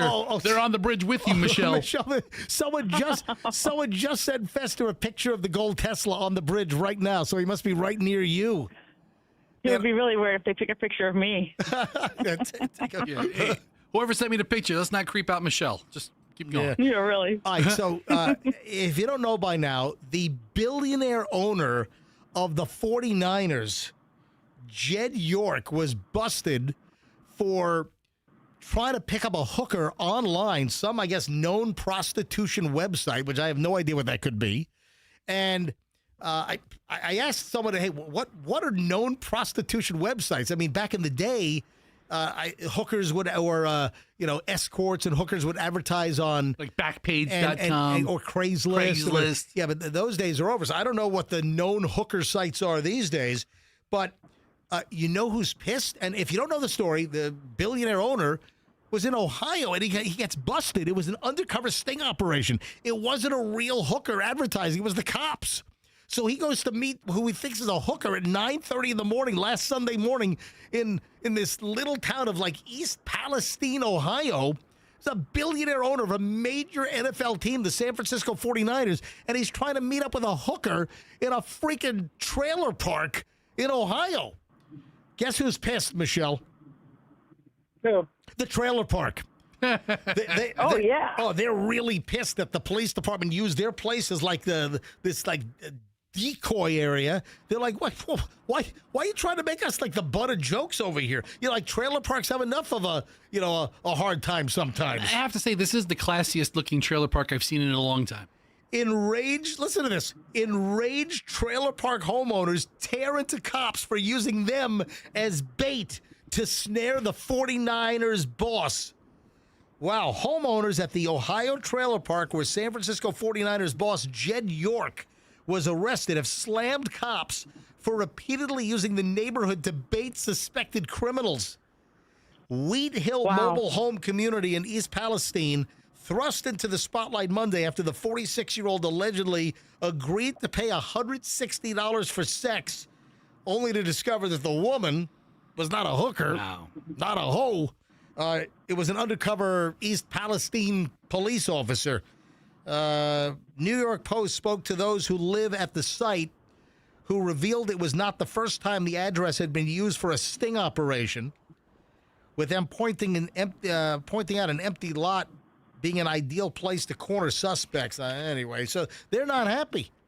I think they probably. Well, I wouldn't be either. Would you be happy if they did that down the street from you? No, of course not. But obviously, the trailer park needs to register a formal complaint and tell the police department, knock it off. Yeah, go somewhere else, anywhere else. Yeah, exactly. Go do your, to catch a predator, sting operation somewhere else. I'm sure there's plenty of trailer parks in northeastern Ohio. I'm Chris Hansen.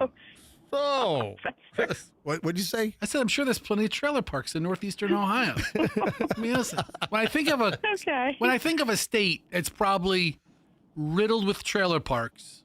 Ohio just seems to be high on that list in my mind. There are trailer parks everywhere. Yeah, Come on. Ohio's and a lot of fine people live in nice, double wides. I'm with you. Yeah, there's very nice trailer parks. I'm with you. However, Ohio is the armpit of the Midwest. So residents are saying the cops are dragging the park's name through the mud? Well, yeah, because it's listed in all of the reports. I know. You know what the thing is that the name of the mobile park is listed in all of the news reports, but the name of the page or whatever, like website that he got the information from to go meet the girl is not listed anywhere. And when I tried to do the research to, look up previous cases, the name of that page is also not listed in any previous news articles that I could find.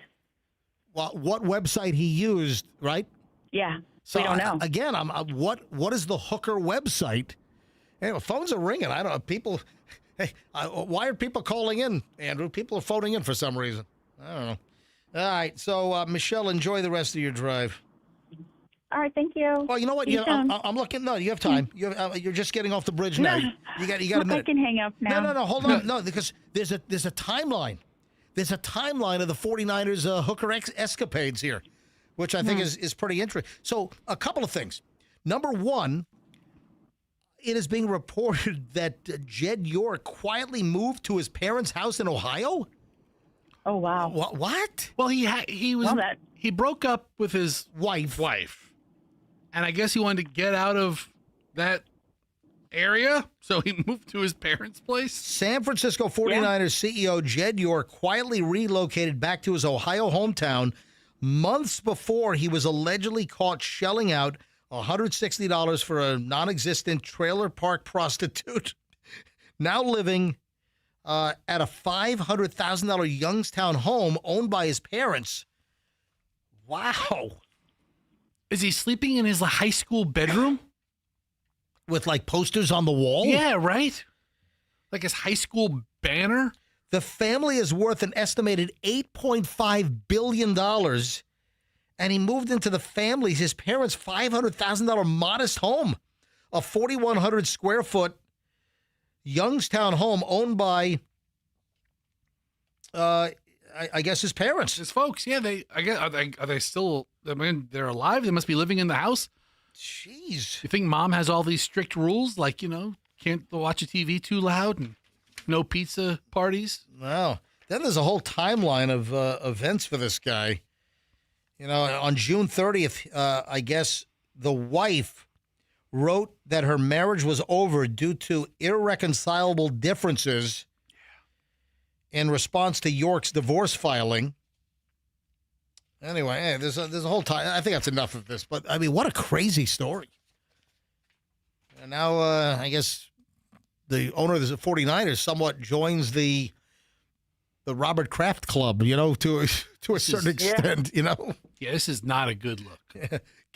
Hi, Michelle. Just text me that everything's okay and you check in and all that crap, okay? Okay. Oh, All right. man. I'm an adult. Oh, did you prepay the baggage online? I did. All right, so I think, don't you save like $5 if you do it online? You know what? I don't know. I just took care of it because I just take care of things. God, I hate. And listen, if you're traveling with if you travel with me on Delta, we get bags free. Right. So think about all the times you got it free. But you're on Delta. One time you got to pay. You're on Delta, and you got to pay for the freaking bags because I'm not with you. Flying solo. Flying solo. Yeah, all right, goodbye. Bye, sweetie. Love you. Bye, sweetie. Love you. Bye, sister. Love you too. All right. Guess who they got? Who? They got the Chucky guy. They arrested him. Oh, the guy scaring women in Philadelphia? Yeah, they got him. They got him in Vegas. Well, you said he fled. Yeah, I said he fled. No, he fled. Yeah, he fled. He fled the situation. So this wacko in a scary Chucky mask that was like chasing women in downtown Philadelphia went after a jogger like a week or so ago, yelling, "Are you ready to die? I'm Chucky. I'm your friend till the end." So they got him. This is a psycho, a sicko psycho, and he's been caught. So he fled Philadelphia, and they said he had ties out west, like California and Nevada. And yeah, it turns out they busted him last night in Nevada. This is like breaking news. And if you don't know the story, this Chucky mask-wearing nut job was chasing people in Philly. I mean, threatening to kill them. I mean, this is serious stuff. You can't do this. Yeah. And then apparently he was videoing this stuff and, was he recording this crap for social media? Listen, do I think he really was going to kill people? No. But the woman in like a jogging outfit that you're running after, she doesn't know that. Yeah, I'll take him at his word when he says he's going to kill me. Exactly. Yeah, so they caught him. He was on a 2-week run, 2-week manhunt. So he was captured in Vegas. Zymir Hughes, 22, was busted in Nevada last night on an out-of-state warrant for the alleged aggravated assault of a 40-year-old woman on August 12th.